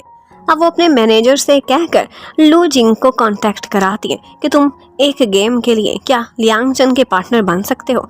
लेकिन वो तुरंत ही मैसेज करता है लिटिल बॉक्स को और कहने लगता है कि मुझे अभी अभी ये ऑफर आई है, लेकिन मेरा मन नहीं करता तुम्हारे अलावा किसी और लड़की के साथ गेम खेलने को, और इसीलिए मैं लियांग चन की ऑफर को रिजेक्ट करने वाला हूँ। और ये सुनकर तो बस चन सैड ही रह जाती है। इतने में थोड़ी देर बाद डिंग को ये बात पता चलती है तो वो चन को कॉल करता है। वो भी ये गेम अक्सर खेला करता था तो उसे ऑफर करता है कि क्या मेरी हेल्प चाहिए। जबकि दूसरी तरफ सनबिन के थ्रू भी चन ने रिक्वेस्ट भेजी थी लू जिंग की तरफ कि उसके साथ गेम खेले, लेकिन जैसे ही लू जिंग को पता चलता है कि अगर मैं ना गया तो वो डिंग के साथ खेलेगी, तो ऑफ कोर्स वो जेलसी में तुरंत ही यस कर देता है। और जैसे ही उसे लू जिंग की तरफ से यस मिलता है, वो डिंग को इनकार कर देती है कि नहीं, मुझे कोई और पार्टनर मिल चुका है। वो पहली बार पब्लिक के सामने ये गेम खेलने वाली थी और वो भी अपने बेस्ट पार्टनर के साथ। लेकिन उसे लगा था कि शायद उन दोनों की लोकेशन अलग अलग होगी, पर वो आमने सामने बैठेंगे। ये सुनते ही चन नर्वस हो जाती है क्योंकि वो लू जिंग को फेस करते हुए हमेशा बहुत कंफ्यूज हो जाती थी। वह अब थोड़ी देर बाद वहाँ लू जिंग भी आ जाता है और वो दोनों एक दूसरे से हैंडशेक करते हैं और लू को अंदाजा हो जाता है कि आज ये बहुत नर्वस है। लेकिन लू उससे कहता है कि जरा भी परेशान ना हो, मुझ पर विश्वास रखो, मैं तुम्हें एम्बैरेस नहीं होने दूंगा। अब थोड़ी देर बाद उनकी लाइव स्ट्रीमिंग स्टार्ट हो जाती है। यहाँ पर लू चन गेम खेल रही थी हरमन के साथ और इसी वजह से पब्लिसिटी तो आसमानों को छूने लगती है। और वैसे भी वो दोनों गेम खेलते हुए बहुत अच्छे लग रहे थे। लग ही नहीं रहा था कि वो दोनों पहली दफा इकट्ठे खेल रहे हैं, बल्कि उनका बॉन्ड और उनकी टीम में हरकतें ऐसे लग रही थी कि जैसे वो रोजाना इकट्ठे खेलते हैं और एक दूसरे की नेचर और मूव्स को अच्छे से पहचानते हैं। और यहाँ पर गेमिंग के बीचों बीच ऐसा लग रहा था कि जैसे चन और लू दोनों एक दूसरे के साथ फ्लर्ट भी कर रहे हैं। अब गेमिंग कंपनी तो बहुत खुश हो जाती है क्योंकि उनकी ये केमिस्ट्री उनको बहुत अच्छा बिजनेस कराने वाली थी। लाइव स्ट्रीम हिट जाती है। लेकिन डिंग ने ये सारा कुछ जब देखा था तो उसका मूड बहुत खराब हो जाता है। अब अपनी आज की सक्सेस को मनाने के लिए वहाँ पर कंपनी का बॉस कहता है कि क्यों ना हम लोग इकट्ठे खाना खाने के लिए जाएं। अब वो लोग जैसे ही डिनर पर पहुंचते हैं तो थोड़ी देर बाद वहाँ डिंग भी पहुंच जाता है, जो कि उसी बॉस का फ्रेंड था और उसने डिंग को वहाँ पर बुला लिया था क्योंकि वो जानता था कि ये चन का फ्रेंड है। लेकिन ये देखने के बाद ऑफ कोर्स लू का मूड बहुत खराब हो जाता है। वो हमेशा उनको इकट्ठे देखकर जेलस हो जाया करता था। अब लू यहाँ पर कहने लगता है कि आज के लाइव स्ट्रीम के लिए जो आप मुझे पेमेंट देने वाले हैं, मुझे वो नहीं चाहिए। इसके बदले मुझे लिटिल फायर ड्रैगन चाहिए, जो कि उनकी गेम में एक पेट था, लेकिन वो बहुत खतरनाक था। ऑल्दो वो लिमिटेड एडिशन में लॉन्च था, लेकिन फिर भी हरमन को वो मिल जाता है। वो कहता है कि मैंने अपनी एक गेमिंग फ्रेंड को वो गिफ्ट करना है, और चैन ऑफ कोर्स जानती थी कि वो गेमिंग फ्रेंड मैं ही हूँ, लिटिल बॉक्स। अब यहाँ पर एक ऑकवर्ड सिचुएशन होती है। चन का एक बटन खुल गया था, तो हरमन आगे बढ़ता है और अपने कोट से उसे कवर कर लेता है। फिर उसे एक साइड पर लेकर जाता है कॉरिडोर में, और फिर उसके क्लोज आकर वो कोट उतारता है और कहता है कि आपका बटन खुला है, क्या मैं आपकी हेल्प कर सकता हूँ। और फिर उसके क्लोज आकर उसके बटन को टाई करता है।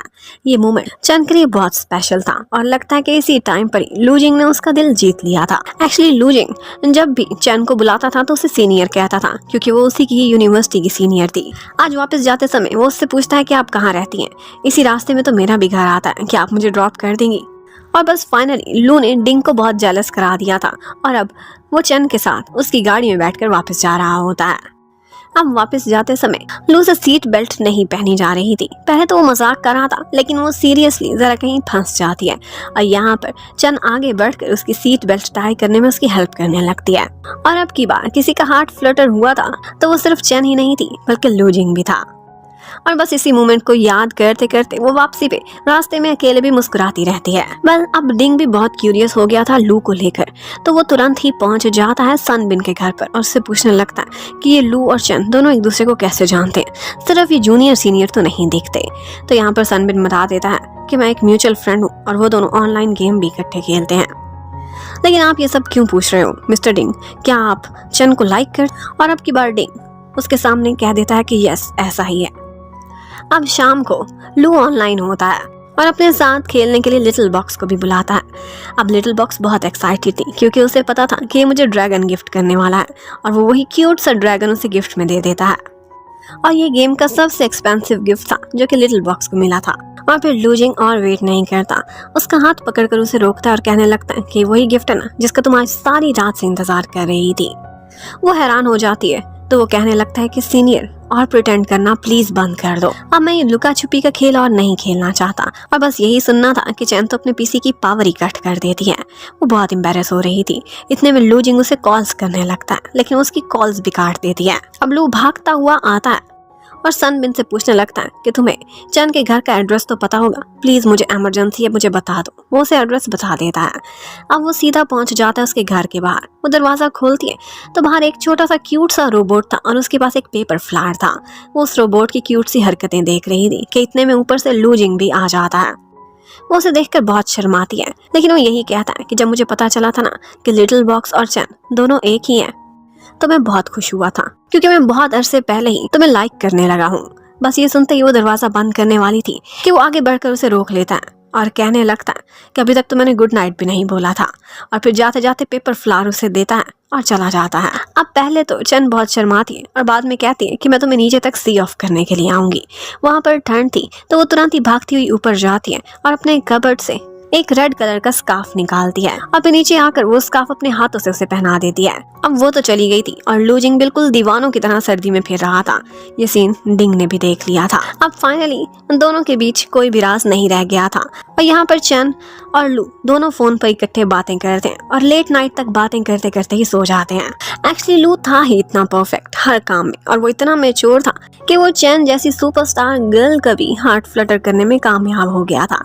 एक दिन वो उसे फोन करके कहता है कि तुमने लेट रिप्लाई किया है, इसीलिए मैं तो तुम्हारे घर के नीचे ही खड़ा हुआ हूँ। वो तुरंत ही अपना मेकअप निकाल कर खुद को सेट करने लगती है कि इतने में वो कहने लगता है कि मैं सिर्फ मजाक कर रहा था, सी यू टुमारो।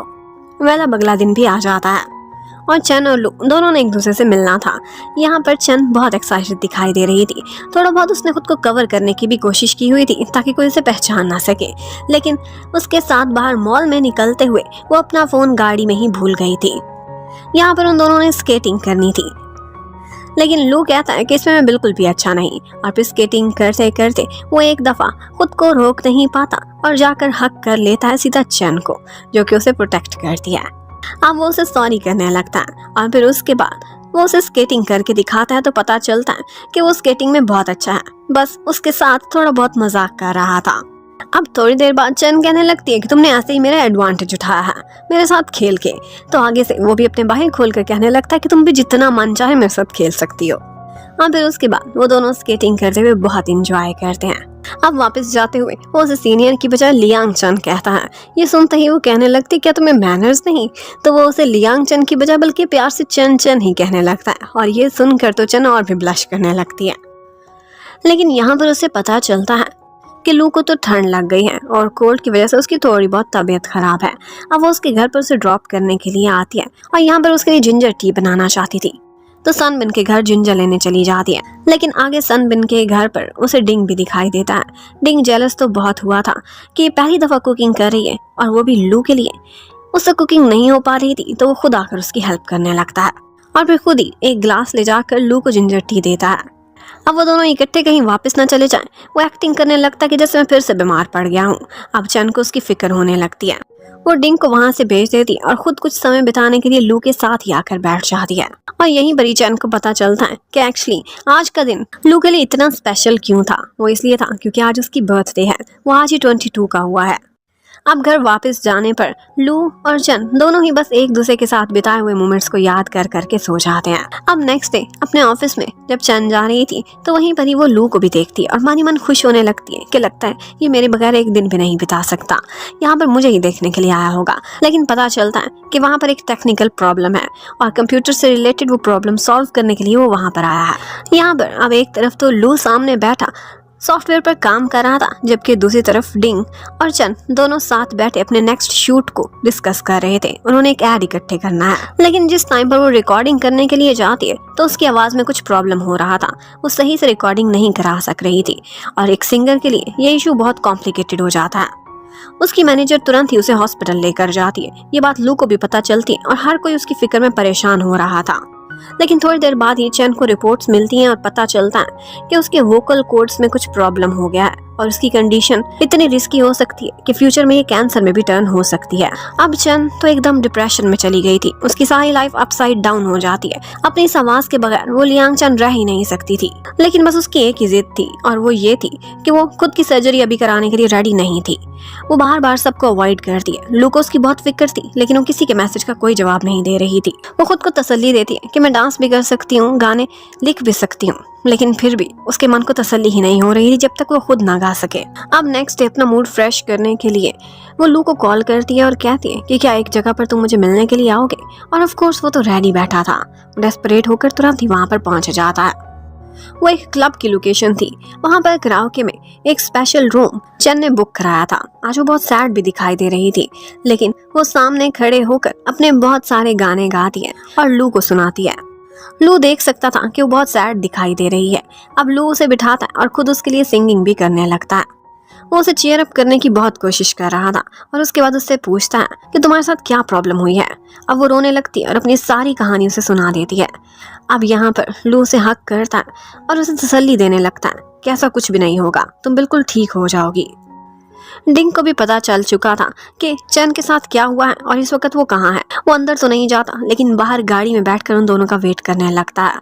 जब वो दोनों बाहर निकलते हैं तो वो आता है और आकर लू को कहने लगता है कि कल तुम्हारी क्लास है, तुम्हें जाना चाहिए और वैसे भी तुम एक स्टूडेंट हो, तुम इसे अपने साथ पैदल चलाते हुए कहीं नहीं लेकर जा सकते। ये एक सिंगर है, सेलिब्रिटी है, इसके इमेज पर असर पड़ेगा। इससे पहले कि वो दोनों वहां पर लड़ते उससे पहले ही चैन लू को वहां से भेज देती है। और फिर उसके बाद डिंग भी उसे तसल्ली देता है कि कोई ना कोई सोल्यूशन जरूर निकल आएगा, तुम परेशान मत होना। अब लू बेचारा इससे ज्यादा और तो कुछ नहीं कर सकता था, बस मॉरली उसे सपोर्ट करता रहता था और इसके साथ साथ कभी कभी वो उसके लिए हेल्दी कुकिंग करने की भी कोशिश करने लगता था, जो कि उसको बिल्कुल नहीं आती थी। और उसके बाद ग्रैंड माँ उसकी हेल्प करती है। अब वो बहुत अच्छी सी कुकिंग करा के तुरंत ही पहुंच जाता है चैन के घर पर। वो दरवाजा खोलती है और उसे अंदर ले आती है और अपने असिस्टेंट के को वहां से निकाल देती है। अब चैन थोड़ा बहुत समय लू के साथ बिताती है और उसे पता चलता है कि उसके लिए कुकिंग करते करते वो हाथ पर कट भी लगा बैठा है, तो वो बहुत टची हो जाती है, बहुत स्पेशल फील करती है। अब वो खुद ही उसके हाथ पर बैंडेज लगाती है और यहाँ पर वो दोनों काफी क्लोज हो गए थे और एक रोमांटिक सीन क्रिएट हो जाता है। अब लू उसके क्लोज आकर कहता है कि क्या मैं तुम्हारा पूरा घर देख सकता हूँ। और उसके बाद वो उसे अपना घर दिखाती है। वहाँ पर एक म्यूजिक वाला रूम था, यहाँ पर बहुत सारे इंस्ट्रूमेंट्स थे। लू उससे कहने लगता है कि मुझे वायोलिन बजाना आता है और मैंने यूनिवर्सिटी में भी 1-2 दफा बजाया है। और यहीं पर ही चैन को ये बात रियलाइज होती है कि उस दिन जो लड़का वायोलिन बजा रहा था वो कोई और नहीं बल्कि लू जिंग ही था। जिसका वायोलिन बजाना उसे बहुत पसंद आया था।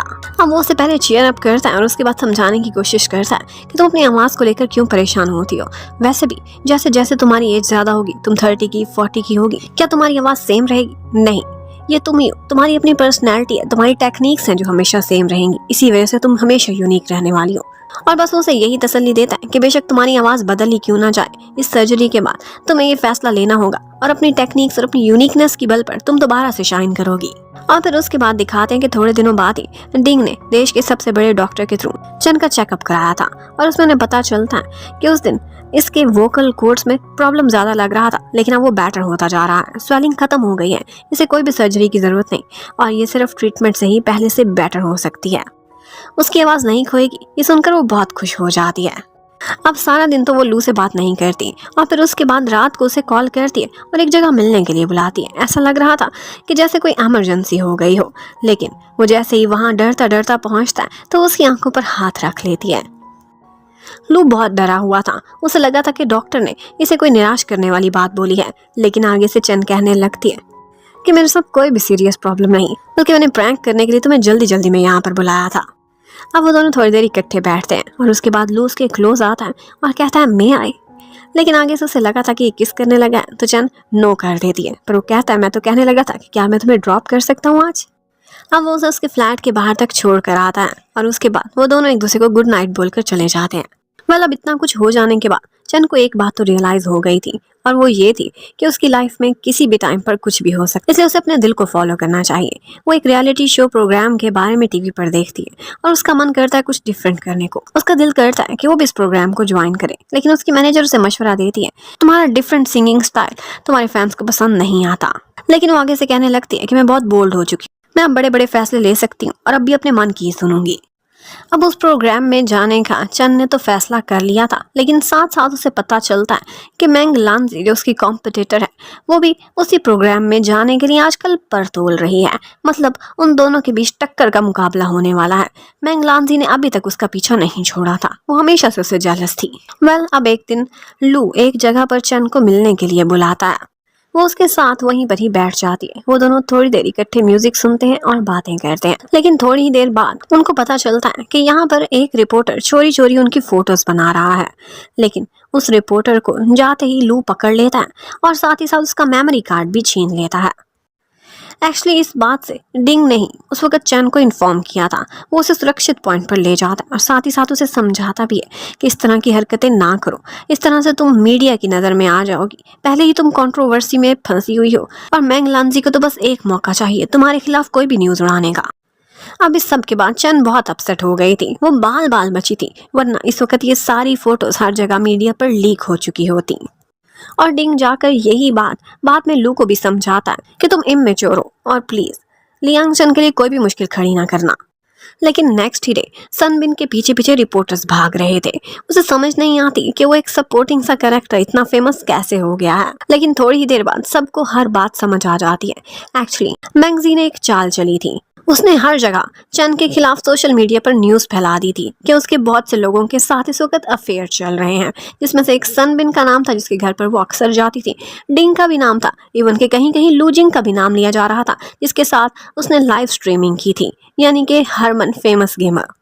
अब बेचारी चन बहुत परेशान हो जाती है, वो थोड़े दिनों किसी से भी कांटेक्ट नहीं करती, लेकिन उसका एक दफ़ा लू को देखने को मन कर रहा था तो वो यूनिवर्सिटी में भेस बदल कर जाती है और बस चुपचाप उसे बास्केटबॉल खेलता देखती रहती है।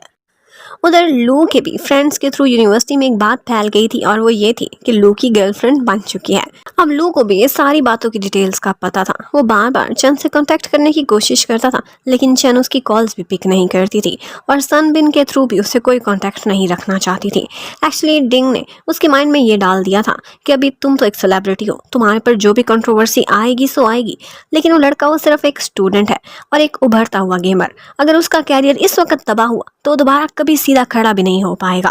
और इस कंट्रोवर्सी की वजह से शायद कोई बड़ी कंपनी उसे कभी जॉब पे भी ना रखे। इसी वजह से चैन उससे फासला रखना चाहती थी। अब लू बेचारा बहुत तड़पता है, लेकिन उसके बाद उसे पता चलता है कि एक जगह पर एक प्रेस कॉन्फ्रेंस होने वाली है जिसमें डिंग और चैन दोनों आएंगे और वो अपने रिलेशनशिप को अनाउंस करने वाले हैं। ये सुनते ही लू परेशान हो जाता है। वो किसी तरह से सिक्योरिटी को डॉज करता हुआ उसी जगह पर पहुंच जाता है। वो इकट्ठे चैन और डिंग को देखता है तो उसे ऐसे लगता है कि जैसे वो इस कंट्रोवर्सी से खुद को निकालने के लिए शायद अपना रिलेशनशिप अनाउंस कर देंगे। और यही बात ही अंदर डिंग भी समझा रहा था चैन को कि एक दफ़ा हम बेशक ये झूठी खबर ही फैला दें कि हम दोनों रिलेशनशिप में हैं तो ये सारी खबरें खुद ही मर जाएंगी और थोड़े दिनों बाद सब ठंडा हो जाएगा। लेकिन ऊपर से लू भी पहुंच जाता है और वो चैन को अपने साथ पकड़कर बाहर साइड पर लेकर जाता है। जिंग उससे कहती कि प्लीज़, मैं एक सेलिब्रिटी हूँ, मैं इस तरह की चीज़ों को पहले भी फेस करती आई हूँ और तुम एक केयर फ्री कैंपस बॉय हो, अपनी लाइफ को जियो, इस मैसअप में मत फंसो। लेकिन वो आगे बढ़ता है और आते ही उसे किस कर लेता है। लेकिन यहाँ पर चैन उसे छोड़कर जाने ही वाली थी कि वो पीछे से उसे बुलाता है और कहने लगता है कि मैं अपनी यूनिवर्सिटी में टॉप का स्टूडेंट हूँ, मुझे हर साल देश का सबसे बड़ा स्कॉलरशिप मिलता है, इवन कि उसने पूरे एशिया में भी बहुत सारे मुकाबले जीते थे। वो उसे बस यही बताता है कि मेरा फ्यूचर ब्राइट है और जैसे ही मैं ग्रेजुएशन कर लूँगा मैं तुम्हारे साथ प्राउड से खड़ा हो सकता हूँ। क्या अभी भी तुम मुझे नहीं चाहती? तुम मुझे एक यंग और इग्नोरेंट बॉय समझती हो? लेकिन वो आती है, उसे कस के हक कर लेती है और कहती है कि आई वॉन्ट यू। जबकि उधर डिंग अकेला ही प्रेस कॉन्फ्रेंस करता है और सबको सिर्फ इतना ही कहता है कि मैं और चैन सिर्फ और सिर्फ फ्रेंड हैं। और इस वक्त उसके खिलाफ ये जो सारी बातें मीडिया पर चल रही हैं वो सब कोई दुश्मन ही फैला रहा है। उधर चैन को घर तक ड्रॉप करने के लिए लू आता है, लेकिन फिर वो उसे अंदर नहीं जाने देता बल्कि खुद भी अंदर ही घुस आता है। अब वो अंदर आते उसे एक और दफ़ा किस करता है और अब वो ऑफिशियली उसका बॉयफ्रेंड बन चुका था। अब इसी तरह से दिन गुजरते जा रहे थे। उधर एक दिन सन बिन के घर पर चैन आई हुई थी और वो जैसे ही लू को उसके घर पर आया देखती है तो आगे बढ़कर उससे मिलने लगती है। और यहाँ पर वो दोनों इतने क्लोज थे आपस में कि सन बिन भी देखकर हैरान रह जाता है और उसे कुछ ना कुछ समझ आ ही चुकी थी कि इन दोनों का रिलेशनशिप एक और ही लेवल पर पहुंच चुका है।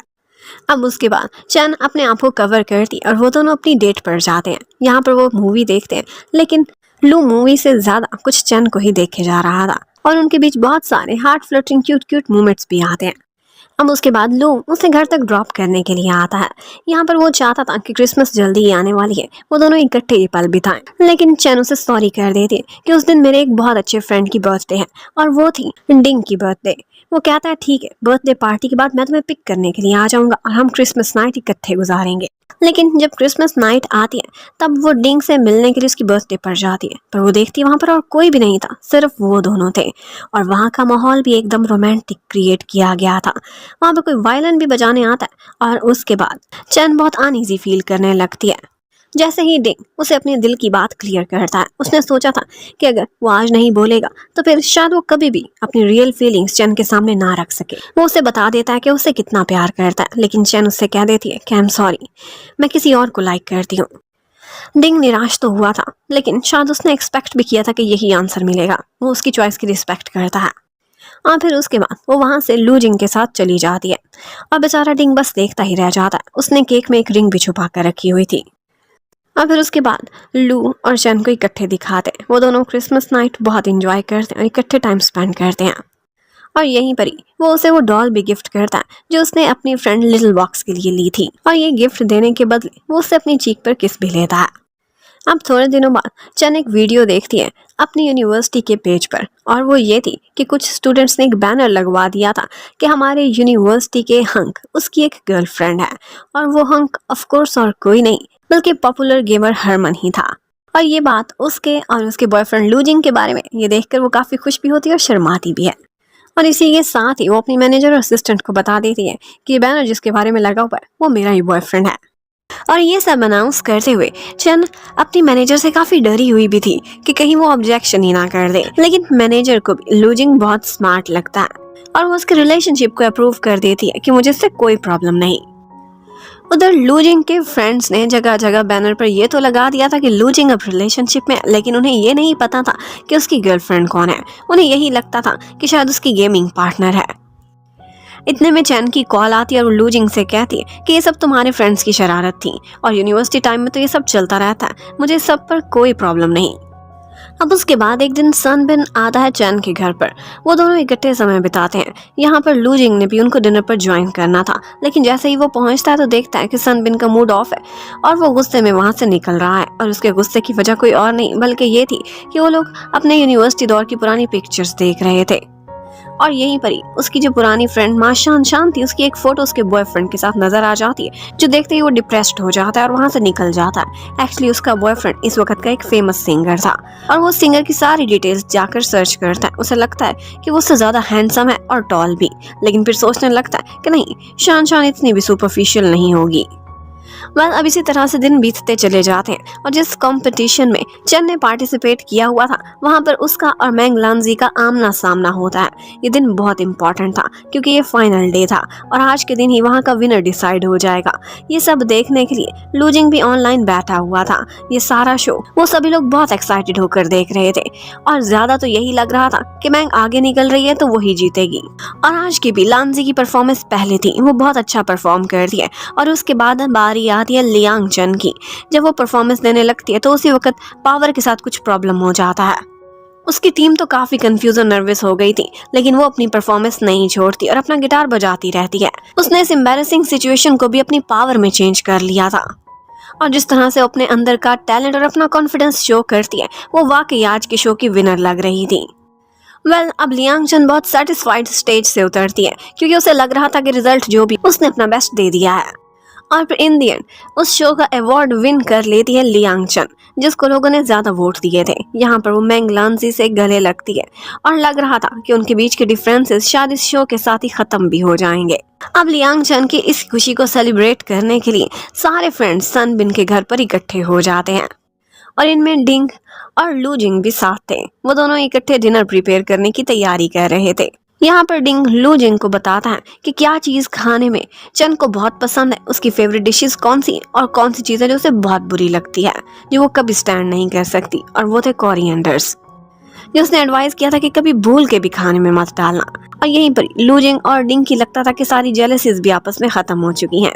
डिंग ने एक्सेप्ट कर लिया था कि लू ही चन को पसंद है और वो ही उसका बॉयफ्रेंड है और कुछ लोग बस सिर्फ फ्रेंड्स ही रह सकते हैं।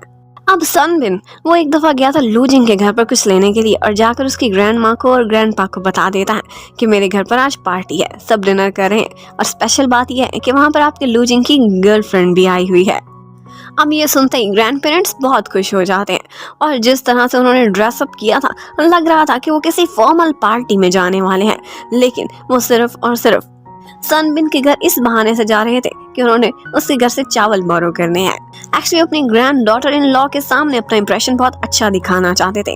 अब वो जाते हैं और डिनर के टाइम पर वहाँ पर तलाश करने लगते हैं कि कौन सी हो सकती है उनकी होने वाली बहू। और जिस तरह से वो दोनों अपने चश्मे निकाल निकाल कर उसे इतने गौर से देख रहे थे, ये सारा सीन बहुत क्यूट लगता है। लेकिन लियांग चन वो चाहे जितनी बड़ी स्टार भी थी, इस तरह से पहली दफा अपने इन लॉज के सामने आना वो थोड़ा बहुत नर्वस तो होती ही है। और फिर जैसे ही लू जिंग घर पहुंचता है तो दादा दादी ने तो बस यही जिद लगाई हुई थी कि हमें कब चन से ऑफिशियली मिलवाने वाले हो। अब उनसे सब्र नहीं होता था। वो कहते हैं कि हमें तो वो लड़की तुम्हारे लिए परफेक्ट लग रही है। अब उसके बाद शाम को वो सारे लोग गेम में ऑनलाइन होते हैं। आज सनबिन भी उनके साथ था और उसके साथ साथ एक और फ्रेंड भी, लेकिन वो सारे लोग बहुत जेलस होते हैं। जो सिंगल्स थे बेचारे बस देख देख के तड़पते ही रहते हैं। जिस तरह से लू जिंग और चन दोनों गेम में भी एक दूसरे से फ्लर्ट करते रहते थे और रियल लाइफ में भी। और यहाँ पर सनबिन एक दफा चन को भड़काने के लिए बता देता है कि आज मैंने देखा था लू जिंग के फ्लैट पर इसकी यूनिवर्सिटी की कोई फेलो आई थी जो बहुत तड़प रही थी कि इसने कोई और गर्लफ्रेंड बना ली है। अब यहाँ पर ही वो अपने बॉयफ्रेंड पर गन तान लेती है और कहती है तुमने उसे क्या जवाब दिया। वो कहने लगता है कि मैंने उसे साफ साफ कह दिया कि तुम्हारे लिए मेरे दिल में कोई जगह नहीं, क्योंकि मेरा हार्ट मेरी गर्लफ्रेंड के प्यार से पहले ही फुल हो चुका है। ये सुनकर वो लड़की तो बेहोश हो गई थी। अब उसके बाद दिखाते हैं कि लू जिंग एक बात को लेकर बहुत नर्वस है और वो ये थी कि उसे अब्रॉड की एक बहुत बड़ी यूनिवर्सिटी में एडमिशन की ऑफर हुई थी। उसके प्रोफेसर्स भी चाहते थे कि वो जरूर ज्वाइनिंग करे क्योंकि वो बहुत टैलेंटेड है। अब वो थोड़ा थोड़ा परेशान था क्योंकि वो चंद से दूर नहीं जाना चाहता था, लेकिन इस बारे में अभी तक उसने कोई फैसला नहीं लिया था। वो आज चंद से मिलने के लिए जाता है, उसके साथ अच्छा समय बिताता है, लेकिन उसे कुछ भी नहीं बताता। पर उसके फेस से सैडनेस दिखाई दे रही थी। शायद उसे कुछ अरसे के लिए चंद से दूर जाना पड़े। वो लोग एक लॉन्ग डिस्टेंस रिलेशनशिप में भी हो सकते हैं। अब उसके बाद वो चैन के गेमिंग रूम में आता है और उसे एक गेम में कुछ स्किल्स सिखाने लगता है। वो दूसरी चेयर लेकर आती, लेकिन उसे पकड़कर अपनी लैप में ही बिठा लेता है और यहाँ पर वो दोनों काफी क्लोज आ चुके थे। पहले तो लू का सारा ध्यान अपनी गेम में था, लेकिन आहिस्ता आहिस्ता उससे इतनी ज्यादा चैन की क्लोजनेस बर्दाश्त नहीं हो रही थी और वो गेम में अच्छे से परफॉर्म नहीं कर पा रहा था। लेकिन उनका ये स्वीट सा मोमेंट डिस्ट्रॉय हो जाता है जब लू के फोन पर बार बार कॉल आ रही थी। अब उसके बाद उन्हें एक और बात पता चलती और वो ये थी कि माशान शान उसने बहुत ड्रिंक कर लिया है किसी बात को, किसी परेशानी को लेकर। सनबिन उसे देख लेता है और उसे अपने घर पर ले आता, उसकी केयर करता है, लेकिन यहीं पर उसने चैन को और लू को भी बुला लिया था। अब यहाँ पर एक ऐसी बात लू की ग्रैंड माँ के मुंह से निकल जाती है जो अभी तक वो चैन से छुपाए हुए था, और वो ये थी कि उसने अपने अब्रॉड जाने के बारे में क्या सोचा है। अब यही बात जब वो सुनती है तो चैन बहुत परेशान हो जाती है। सनबिन को भी ये बात पता थी, उसे जैसे ही मालूम पड़ता है तो वो गुस्से में आ जाती है कि इतनी इंपॉर्टेंट बात हमारे रिलेशनशिप और हमारी लाइफ को लेकर तुमने मुझसे नहीं बाकी सबसे शेयर की हुई है। अब कुछ एक्सप्लेन करना चाहता था लू, लेकिन उसकी कोई बात नहीं सुनती, वहाँ से भी चली जाती और उसकी कॉल्स भी नहीं उठाती और लू बस उसकी बिल्डिंग के सामने खड़ा उसे कॉल्स करता रहता है। और बेचारे ने सारी रात भी वहाँ पर उसके इंतजार में गुजार दी थी। नेक्स्ट मॉर्निंग वो अपने एक गाने की शूटिंग के लिए जा रही थी, लेकिन बाहर सर्दी में बैठा हुआ लू उसे दिखाई नहीं देता और वो निकल जाती है। पर उससे भी गाने पर फोकस नहीं हो पा रहा था। वो जब अच्छा परफॉर्म नहीं कर रही थी तो ये सारा कुछ लू ने भी देख लिया था। अब उसके बाद सनबिन के थ्रू शाम को पता चलता है चैन को कि लू तो कल से गायब है, ना वो घर आया है और ना ही दिन में उसका कुछ पता चल रहा है।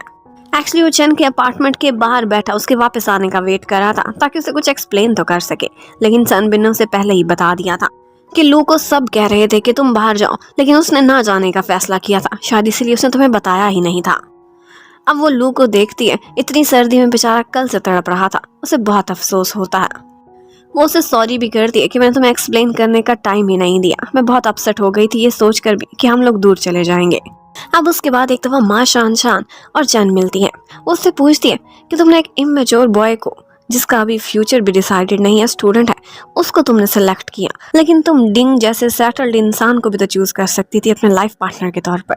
लेकिन आगे से चैन कहने लगती है कि डिंग वो एक ऐसा इंसान है जो पहले ही स्टेबल है और उसके लिए उसका फ्यूचर और उसका कैरियर वो सबसे इम्पोर्टेंट होने वाले हैं, मुझसे भी ज़्यादा। लेकिन मैं एक ऐसे इंसान के साथ नहीं बल्कि एक इमेच्योर बॉय को ही ज़्यादा चूज़ करूंगी, क्योंकि जब वो मुझे देखता है तो ऐसा लगता है कि जैसे उसकी सारी दुनिया मेरे अंदर ही है और वो अपने कैरियर को पहले नहीं बल्कि मुझे सबसे आगे रखता है। ये फीलिंग मुझे ऐसी खुशी देती जो मैं एक्सप्लेन नहीं कर सकती। अब थोड़ी देर बाद चैन को पता चलता है फ्रेंड्स के थ्रू कि लू बहुत परेशान है और वो बास्केटबॉल में बार बार चक्कर लगाए जा रहा है, किसी की कुछ नहीं सुन रहा। तो वो भी उसकी यूनिवर्सिटी में पहुंच जाती है और जब वो पहुंचती है तब उसके फ्रेंड्स को पता चलता है कि उसकी ऑनलाइन गेमिंग फ्रेंड, जिसे वो लिटिल बॉक्स कहता था, वो कोई और नहीं बल्कि सुपरस्टार चैन ही है। यहाँ पर वो दोनों आपस में बात करते हैं और चैन उससे कहने लगती है कि अगर तुम मुझसे इतना प्यार करते हो कि अपने कैरियर से भी ज्यादा मुझ पर फोकस कर सकते हो, मेरी खातिर अब्रॉड जाने से इनकार कर सकते हो, तो मैं क्या इतना सा नहीं कर सकती कि तुम्हें यस कर दूं? फासले कोई मीनिंग नहीं रखते, मैं जब चाहूँ तुमसे आकर मिलूंगी और जब तुम्हारा मन करे तुम यहाँ आ जाना। लेकिन तुम ऐसा ही फ्यूचर बनाओ अपना जैसा तुम डिजर्व करते हो, जितने तुम टैलेंटेड हो। और यहीं पर उनकी सुलह हो जाती है। लेकिन यहाँ पर लू के फ्रेंड्स को ऐसा लग रहा था कि शायद इनकी सुलह नहीं हुई, तो वो आते हैं और चैन के सामने मिन्नतें करते रहते हैं कि प्लीज हमारे फ्रेंड को माफ कर दो अगर इससे कोई गलती हो गई, ये बहुत अच्छा लड़का है। और फिर वो इनके इकट्ठे देखकर बहुत खुश होते हैं। वेल अब उसके बाद लू चैन के घर पर आता है। वो जब किचन में खड़ी हुई थी तो वो आता है और पीछे से उसे हक कर लेता है। अब वो उसे किस करता है और बस इसी तरह से उनके बीच रोमांस स्टार्ट हो गया था। लेकिन इससे पहले कि उनका रिलेशनशिप एक और लेवल पर पहुंचता, चैन लू को रोक देती है और फिर उसके बाद उसे एलिवेटर तक छोड़ने जाती है और कहती है कि अभी तो तुम्हारी ग्रेजुएशन भी नहीं हुई, इसलिए जाओ और अपनी स्टडीज पर फोकस करो। और बस लू भी उसके डिसीजन की रिस्पेक्ट करता हुआ वहां से निकल जाता है। पर लू के फ्रेंड्स वो बहुत मीन थे। उन्हें कल रात की चैन की और लू की एक फोटो इकट्ठे क्लिक कर ली थी। वो कहते हैं कि अब इसके थ्रू हम तुम्हें खूब ब्लैकमेल करने वाले हैं और फिर इसी के बदले उससे अपने बहुत सारे काम भी कराते हैं। और सबसे मुश्किल काम तो ये था कि वो उनकी गंदी और स्मेली सॉक्स धोने वाले थे, लू और चैन दोनों मिलकर।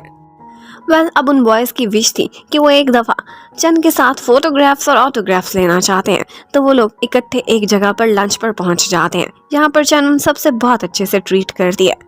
और सारे बॉयज अपनी अपनी शर्ट निकाल लेते हैं उससे ऑटोग्राफ लेने के लिए, और वो सारे इकट्ठे खाना खाते हैं और बहुत अच्छा समय भी बिताते हैं। चन जिस तरह से लू के फ्रेंड्स के साथ फ्रेंडली हो रही थी, ये सारा कुछ बहुत अच्छा लग रहा था। वो बहुत डाउन टू अर्थ थी और उसमें स्टार्स वाला जरा भी नखरा नहीं था। दूसरी तरफ हमें सनबिन को दिखाते हैं। वो अक्सर माँ शान शान के पीछे पीछे उसकी केयर करने के लिए पहुंचा हुआ था, लेकिन वो उसे ज़्यादा लिफ्ट नहीं कराया करती थी। और यहीं पर ही हमें पता चलता है कि एक्चुअली माँ शान के बॉयफ्रेंड ने उसका एक पुराना गाना चोरी कर लिया था और उसी के थ्रू उसे पहला फेम मिला था, जिसके बाद से वो एक फेमस सिंगर बन चुका है। लेकिन उसने ये सारा कुछ किया है तो चोरी के बल पर। इसी वजह से शान शान ने म्यूजिक छोड़ दिया था और आज तक वो संभल भी नहीं पाई थी। ये बात उसने सनबिन को ड्रंक होकर बताई थी और उसे भी माँ शान शान से बहुत सिंपैथीज होने लगती हैं। अब एक दिन लू जिंग चन से मिलने के लिए आता है और उससे कहने लगता है कि एक बात तुम्हें बतानी थी, शायद थोड़े दिनों मैं तुम्हें ज्यादा समय ना दे पाऊँ और ना ही हम ज्यादा कांटेक्ट में रह सके, क्योंकि एक बहुत बड़ा डाटा कंपटीशन आने वाला है और उसी में ही मैं पार्टिसिपेट कर रहा हूँ। रिपोर्ट बनाने में बहुत समय और बहुत मेहनत लगने वाली है।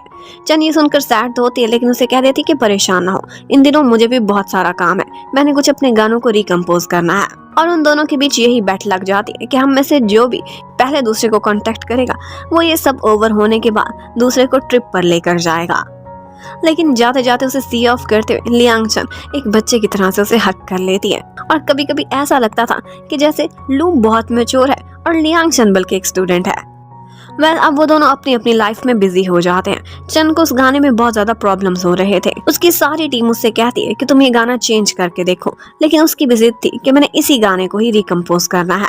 शान शान ऑल द म्यूजिक छोड़ चुकी थी, लेकिन उसे आज भी गिल्ट फील होता था कि उसने चन को एंड टाइम पर छोड़कर अच्छा नहीं किया था जब वो स्टूडेंट्स थे। वो कॉमेडियन ही बनकर रहना चाहती थी, लेकिन फिर भी उसका मन पता नहीं क्यों बार बार म्यूजिक की तरफ खींचा चला आता था। और वो सब खबर भी रखती थी कि आजकल चन किस प्रोजेक्ट पर काम कर रही है। एक्चुअली ये वाला गाना जो आजकल वो बदलना चाह रही थी वो उन दोनों ने इकट्ठे ही लिखा था।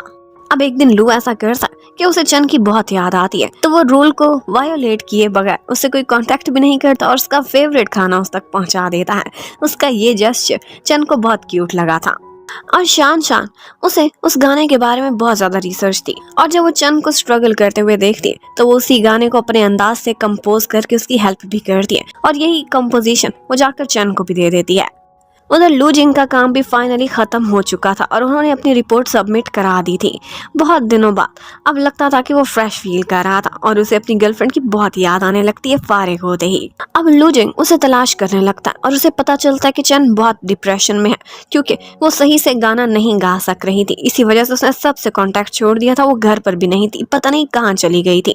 वो उसे तलाश करता रहता है और उसके बाद ही हमें नेक्स्ट डे का सीन दिखाते हैं जब चन की परफॉर्मेंस थी। वो बहुत सुंदर रेडी होकर स्टेज पर आती है और वही गाना जो पहले उससे नहीं गाया जा रहा था आज वो बहुत अच्छे से गाती है।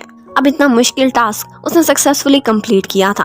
अपनी बेस्ट परफॉर्मेंस देने के बाद वो शान शान से गले मिलती है और उसका थैंक्स भी करती है, क्योंकि ये सब उसकी हेल्प से ही पॉसिबल हुआ था। और यहीं पर ही चैन उससे कहती है कि जो हमने बहुत अर्सा पहले गिव अप कर दिया था, क्या तुम वो दोबारा ज्वाइन करना चाहती हो? और शान शान भी उसे यस कर देती है। और फिर उसके बाद इतने दिनों बाद लू आकर मिलता है अपनी गर्लफ्रेंड चैन से। वो उसे देखते ही हक कर लेती है और मैनेजर और असिस्टेंट वहां से निकल जाते, क्योंकि उनका इनका प्राइवेट मूवमेंट नहीं देखना चाहिए। और यहीं पर ही हमें पता चलता है कि एक्चुअली कल रात ही लू जिंग ने चन को एक जगह पर तलाश कर लिया था और कंपटीशन से पहले ही वो उसे मिलने पहुंच गया। इसका मतलब है कि वो बेट हार चुका है। लेकिन लू जिंग कहता है कि मुझे तुमसे हारना बहुत अच्छा लगता है। अब उसके बाद फाइनली लू जिंग अब बिल्कुल फ्री होकर चन को अपने साथ एक ट्रिप पर लेकर जा रहा है। अब के चाहती थी कि उस ट्रिप पर चन बहुत अच्छा समय बिताए अपने बॉयफ्रेंड के साथ, तो उसने बहुत छोटे छोटे से ड्रेसेस उसके लिए लेकर रखे हुए थे जो वो कहती है कि लू जिंग को तुम पर बहुत पसंद आएंगे। लेकिन ये सब देखकर चन शर्माती ही रहती है। अब वो दोनों एक दिन रात के टाइम पर एक एडवेंचर पर निकलते हैं। लू जिंग उसे अपने साथ यूनिवर्सिटी में लेकर जाता है। यहाँ पर वो छुप छुप कर घुसे थे और वहीं पर गार्ड उनको पकड़ता उससे पहले ही वो दोनों एक डेस्क के पीछे छुप जाते हैं और यहाँ पर एक किसिंग सीन भी होता है। अब जब वो चोरी चोरी वहां से वापस भागने वाले थे तो वहीं पर ही लू जिंग का एक क्लासमेट उनको देख लेता है। लेकिन उस टाइम पर वो ड्रंक था। उसे लगने लगता है कि उसे हेलुसिनेशंस हो रही हैं। इतनी बड़ी सुपरस्टार चन यहाँ पर क्या कर रही होगी। और यहीं पर ही लू भी प्रिटेंड करने लगता है कि मुझे तो चन कहीं दिखाई नहीं दे रही, मैं तो अकेला ही हूँ। अब फाइनली वो लोग अपनी डेस्टिनेशन पर पहुंच जाते हैं। यहाँ पर उन दोनों ने इकट्ठे समय बिताना है। अब वो दोनों इकट्ठे बहुत सारा एंजॉय करते हैं, बहुत सी सैर भी करते हैं और क्वालिटी टाइम स्पेंड करते हैं। यहाँ पर लू चैन को कहता है कि अगर तुम मुझे एक किस दोगी इससे मुझे मोटिवेशन मिलेगी और मैं तुम्हारी बहुत अच्छी एक पेंटिंग बनाकर तुम्हें दिखाऊंगा। लेकिन जिस तरह की स्केचिंग और पेंटिंग की स्किल्स उन दोनों की थी वो दोनों ही देखकर हंसते रहते हैं। लेकिन उनके इस ट्रिप पर कोई उनको देख लेता है और वो था शायद कोई रिपोर्टर, पर उनका मजा किरकिरा होने वाला है इस बात का अंदाजा उन्हें अभी नहीं था। अब उसके बाद रात को वो दोनों पहुंचते हैं और रूम में खुद को फ्रेश कर रहे थे कि यहीं पर ही पीछे से लू जिंग आ जाता है और वो चैन के बहुत क्लोज पहुंच गया था। चैन भी उसे पहले तो टीज करती और उसके बाद जाकर अपने कमरे में पहुंच जाती है। उसे लगता था कि लू जिंग छोटा तो थोड़ा इमेच्योर होगा, लेकिन वो उसके पास आता है और जब उसे सोए हुए देखता है तो बस उसके फोरहेड पर किस करते हुए वहां से निकल जाता है। और उसके जाने के बाद चैन बस यही सोचती रहती कि क्या मैं ज्यादा सुंदर नहीं लग रही थी, ये कैसे इतना कंट्रोलिंग हो सकता है। अब नेक्स्ट डे उनके ट्रिप का दूसरा दिन था और यहाँ पर लू जिंग और चैन दोनों इकट्ठे खाना खाते हैं एक बेस्ट व्यू के साथ। और फिर उसके बाद चैन एक ड्रिंक करती है, म्यूजिक ऑन करती है और एक नाइट ड्रेस पहनकर अपनी एक परफॉर्मेंस देने लगती है अपने बॉयफ्रेंड के सामने। लेकिन वो यही देख रही थी कि उसकी तरफ ज्यादा अट्रैक्ट ही नहीं हो रहा, तो वो उसे अपनी मूव्स दिखाने लगती है लेकिन बहुत निराश होती है। और फिर उसके बाद एक के बाद वो दूसरा स्टेप करती रहती है कि किसी तरह से लू जिंग मेरी ब्यूटी को रेजिस्ट ना कर पाए, पर वो कोई भी इनिशिएटिव नहीं लेता तो बेचारी बिल्कुल निराश होकर वहां से निकल जाती है। पर लू जिंग उसके पीछे पीछे आ गया था और फिर बस उसके बाद वो दोनों इकट्ठे बहुत सारा समय बिताते हैं और इस तरह से नेक्स्ट मॉर्निंग हो जाती है और उसके बाद चैन बहुत शर्माती है। अब लू जिंग ने उसकी पसंद का ब्रेकफास्ट उसके लिए रेडी कराया हुआ था। वो दोनों जब ब्रेकफास्ट कर रहे होते तो तभी मैनेजर की कॉल आती है और पता चलता है कि उनकी इस ट्रिप की फोटोज लीक हो चुकी हैं। किसी ने उनको इकट्ठे घूमते फिरते देख लिया था और अब वही सोशल मीडिया पर र्यूमर्स फैला रहे हैं। चैन काफी डर जाती है कि इस सब को लू कैसे हैंडल करेगा, लेकिन वो कहता है कि मैंने पहले ही अपना माइंड बनाया हुआ था, मुझे पता था कि एक सुपरस्टार का बॉयफ्रेंड होना ये सब तो होता ही रहेगा, तो क्यों ना हम मिलके ये सब फेस करें। अब वो लोग वापस अपने शहर में पहुंच जाते हैं, सब लोग इकट्ठे मीटिंग करते हैं और यही सोचने लगते हैं कि कैसे इस सिचुएशन को टैकल किया जाए। और तो लू जिंग के घर के बाहर तो लोगों का रश भी लग गया था और वहीं पर ही कुछ रिपोर्टर्स और लोगों की भीड़ की वजह से उसकी ग्रैंडमा को धक्का पड़ा था और वो हॉस्पिटल पहुंच गई थी। यहाँ पर डिंग भी चैन को साथ लेकर हॉस्पिटल जाता है। ग्रैंडमा के सामने चैन बहुत शर्मिंदा होती है, लेकिन वो बहुत खुश थी कि चैन इतनी कंसर्न है कि उनको देखने के लिए आई। वो कहती है कि किसी की कोई गलती नहीं थी, बस भीड़ की वजह से ये सब हुआ। जबकि उधर डिंग उसने यही मशवरा दिया था कि वो लोग अपना रिलेशन पब्लिक कर दें। वो कहता है कि जिस चीज में चैन की खुशी है मैं भी उसी में खुश हूँ। अब फाइनली वो लोग एक दिन सिलेक्ट करते हैं और उस दिन लाइव स्ट्रीमिंग पर सोशल मीडिया पर वो लोग सबके सामने अनाउंस कर देते हैं कि वो दोनों कैसे रिलेशनशिप में आए और वो दोनों अब बॉयफ्रेंड गर्लफ्रेंड है, इसीलिए उनकी प्राइवेसी की रिस्पेक्ट की जाए। और फिर ये सब करने के बाद वो लोग बहुत लाइट फील करते हैं। अब चाहे जो लोग कोई भी कमेंट्स दे उन्हें कोई परवाह नहीं थी, उनका रिलेशनशिप पब्लिक हो चुका था। अब चैन भी उन दोनों की इकट्ठी वीडियो देख देख कर बार बार स्माइल किए जा रही थी क्योंकि वो इकट्ठे बहुत सुंदर लग रहे थे और हर कोई उनकी इस जोड़ी को अप्रिशिएट कर रहा था। ऑल्दो लू जिंग उससे यंग था लेकिन फिर भी वो मैच्योर दिखता था और लगता था कि जैसे वो डिजर्विंग है चैन के लिए। लेकिन जैसे ही चैन अपने घर पहुंचती है तो वहां पर उसके मम्मी डैडी पहुंचे हुए थे उसके फ्लैट पर, जो आते ही बवाल मचा देते हैं और कहते हैं कि हमारी अप्रूवल के बगैर तुम अपना रिलेशनशिप किसी के साथ पब्लिक कर सकती हो, तुमने बॉयफ्रेंड भी बना लिया और हमसे मिलवाया भी नहीं, हम उसे अप्रूव नहीं करने वाले, वो तुमसे छोटा है, पता नहीं कितना इमेच्योर होगा। और बस उसी टाइम पर लू जिंग भी बहुत सारी शॉपिंग करके चैन के घर पर आ रहा था। मम्मी डैडी इतने गुस्से में थे, चैन तो चाहती थी कि वो लू को आने से रोक ले, लेकिन वो उसका मैसेज नहीं पढ़ता और बस ऊपर चला आता है।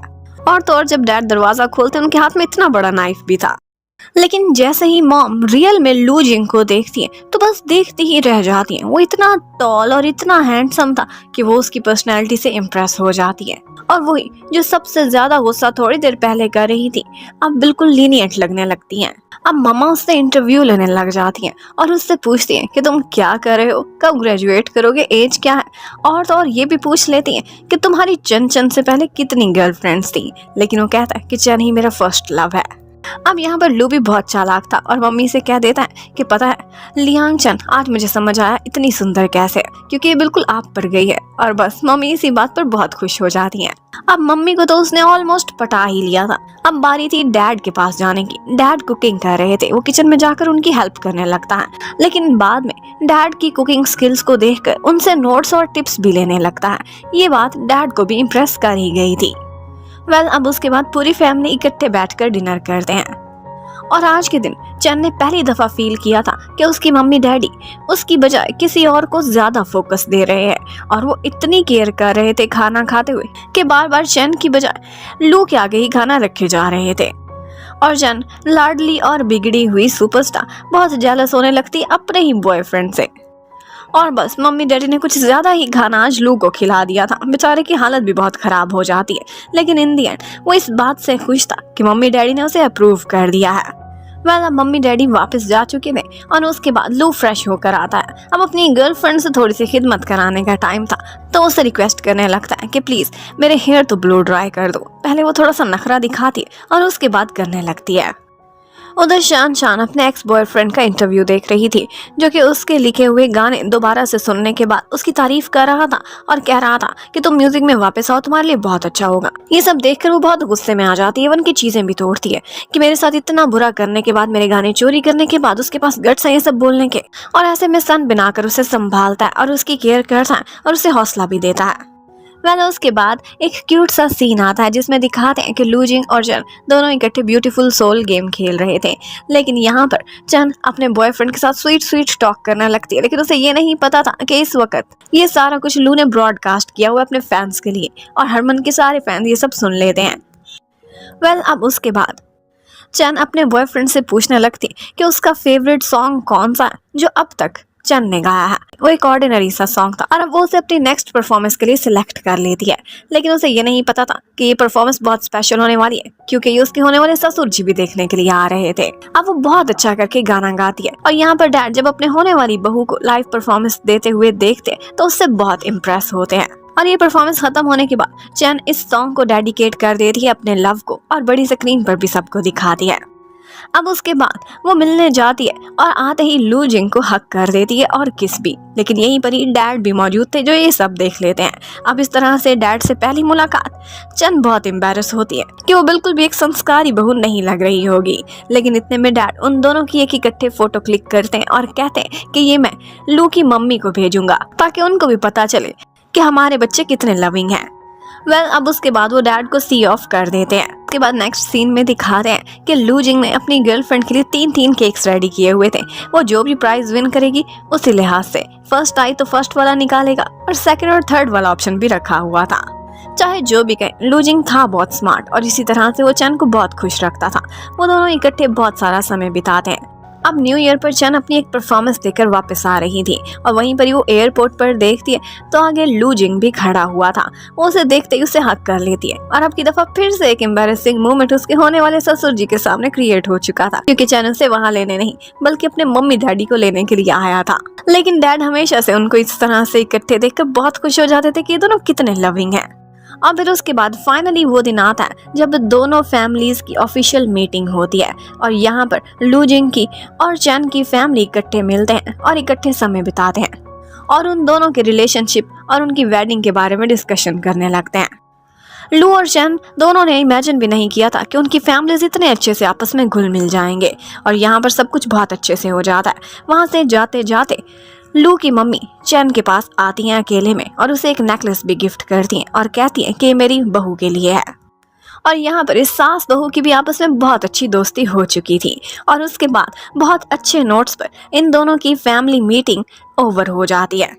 और फिर उसके बाद फाइनली ग्रेजुएशन डे आ जाता है और इस दिन अपने बॉयफ्रेंड से मिलने के लिए वो स्पेशली नानजा यूनिवर्सिटी जाती है। चन उसके साथ और उसके फ्रेंड्स के साथ बहुत सारी फोटोज भी क्लिक करती हैं और वो दोनों काफ़ी खुश नजर आते हैं और ये फोटोज चन के दिल से बहुत करीब थी। वो इनको डेकोरेट करके फ्रेम करके अपने घर में रख लेती है।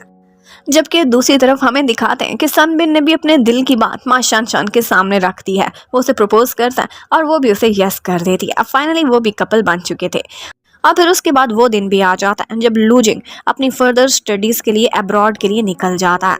उसके दिल में बस चन की यादें थी और चन भी उसको फ्लाई करने देना चाहती थी, क्योंकि वो अपने ड्रीम्स को छुए, यही तो अब चन का भी ड्रीम बन चुका था।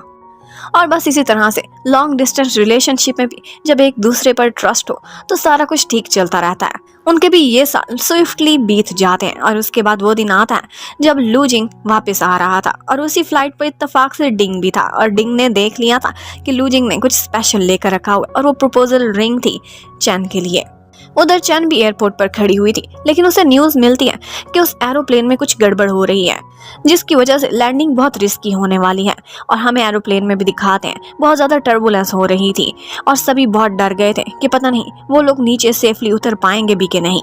लेकिन फाइनली ऐसा होता है कि लूजिंग सेफली नीचे आ जाता है और उसके बाद वो आते ही चैन को हक कर लेता है। वो दोनों बहुत डर चुके थे, उन्हें लगा था कि वो एक दूसरे को खोने वाले हैं और इसीलिए लू एक भी मिनट वेस्ट किए बगैर उसे वहीं पर ही नील डाउन होकर प्रपोज कर देता है कि क्या तुम मुझसे शादी करोगी, और ऑफ कोर्स वो यस कर देती है। और डिंग भी उन दोनों को इकट्ठे देखकर खुश हो रहा था। और फिर उसके बाद रात को चन को लू के कोट में से एक नोट मिलता है और वो ये मैसेज था जो वो चैन के लिए छोड़कर जाना चाहता था अगर उसका प्लेन क्रैश हो जाता। और वो बस यही था कि वो चैन को कभी भी सैड नहीं बल्कि सारी जिंदगी खुश ही देखना चाहता है। वो मरते हुए भी उसी की परवाह कर रहा था कि उसके होंठों पर स्माइल रहे। और फिर इसी के साथ ही हमें लास्ट सीन की तरफ ले जाते हैं जहाँ पर चैन की एक परफॉर्मेंस चल रही थी और उस परफॉर्मेंस में उसके साथ शान भी थी, सन बिन भी था। और यहाँ पर वो सारे ऑडियंस में से लूजिंग को हाथ पकड़कर अपने साथ स्टेज पर ले आती है और यहीं पर ही वो दोनों इकट्ठे बहुत खुश नजर आ रहे थे कि इस कहानी की हैप्पी एंडिंग हो जाती है। Thank you for watching, bye bye.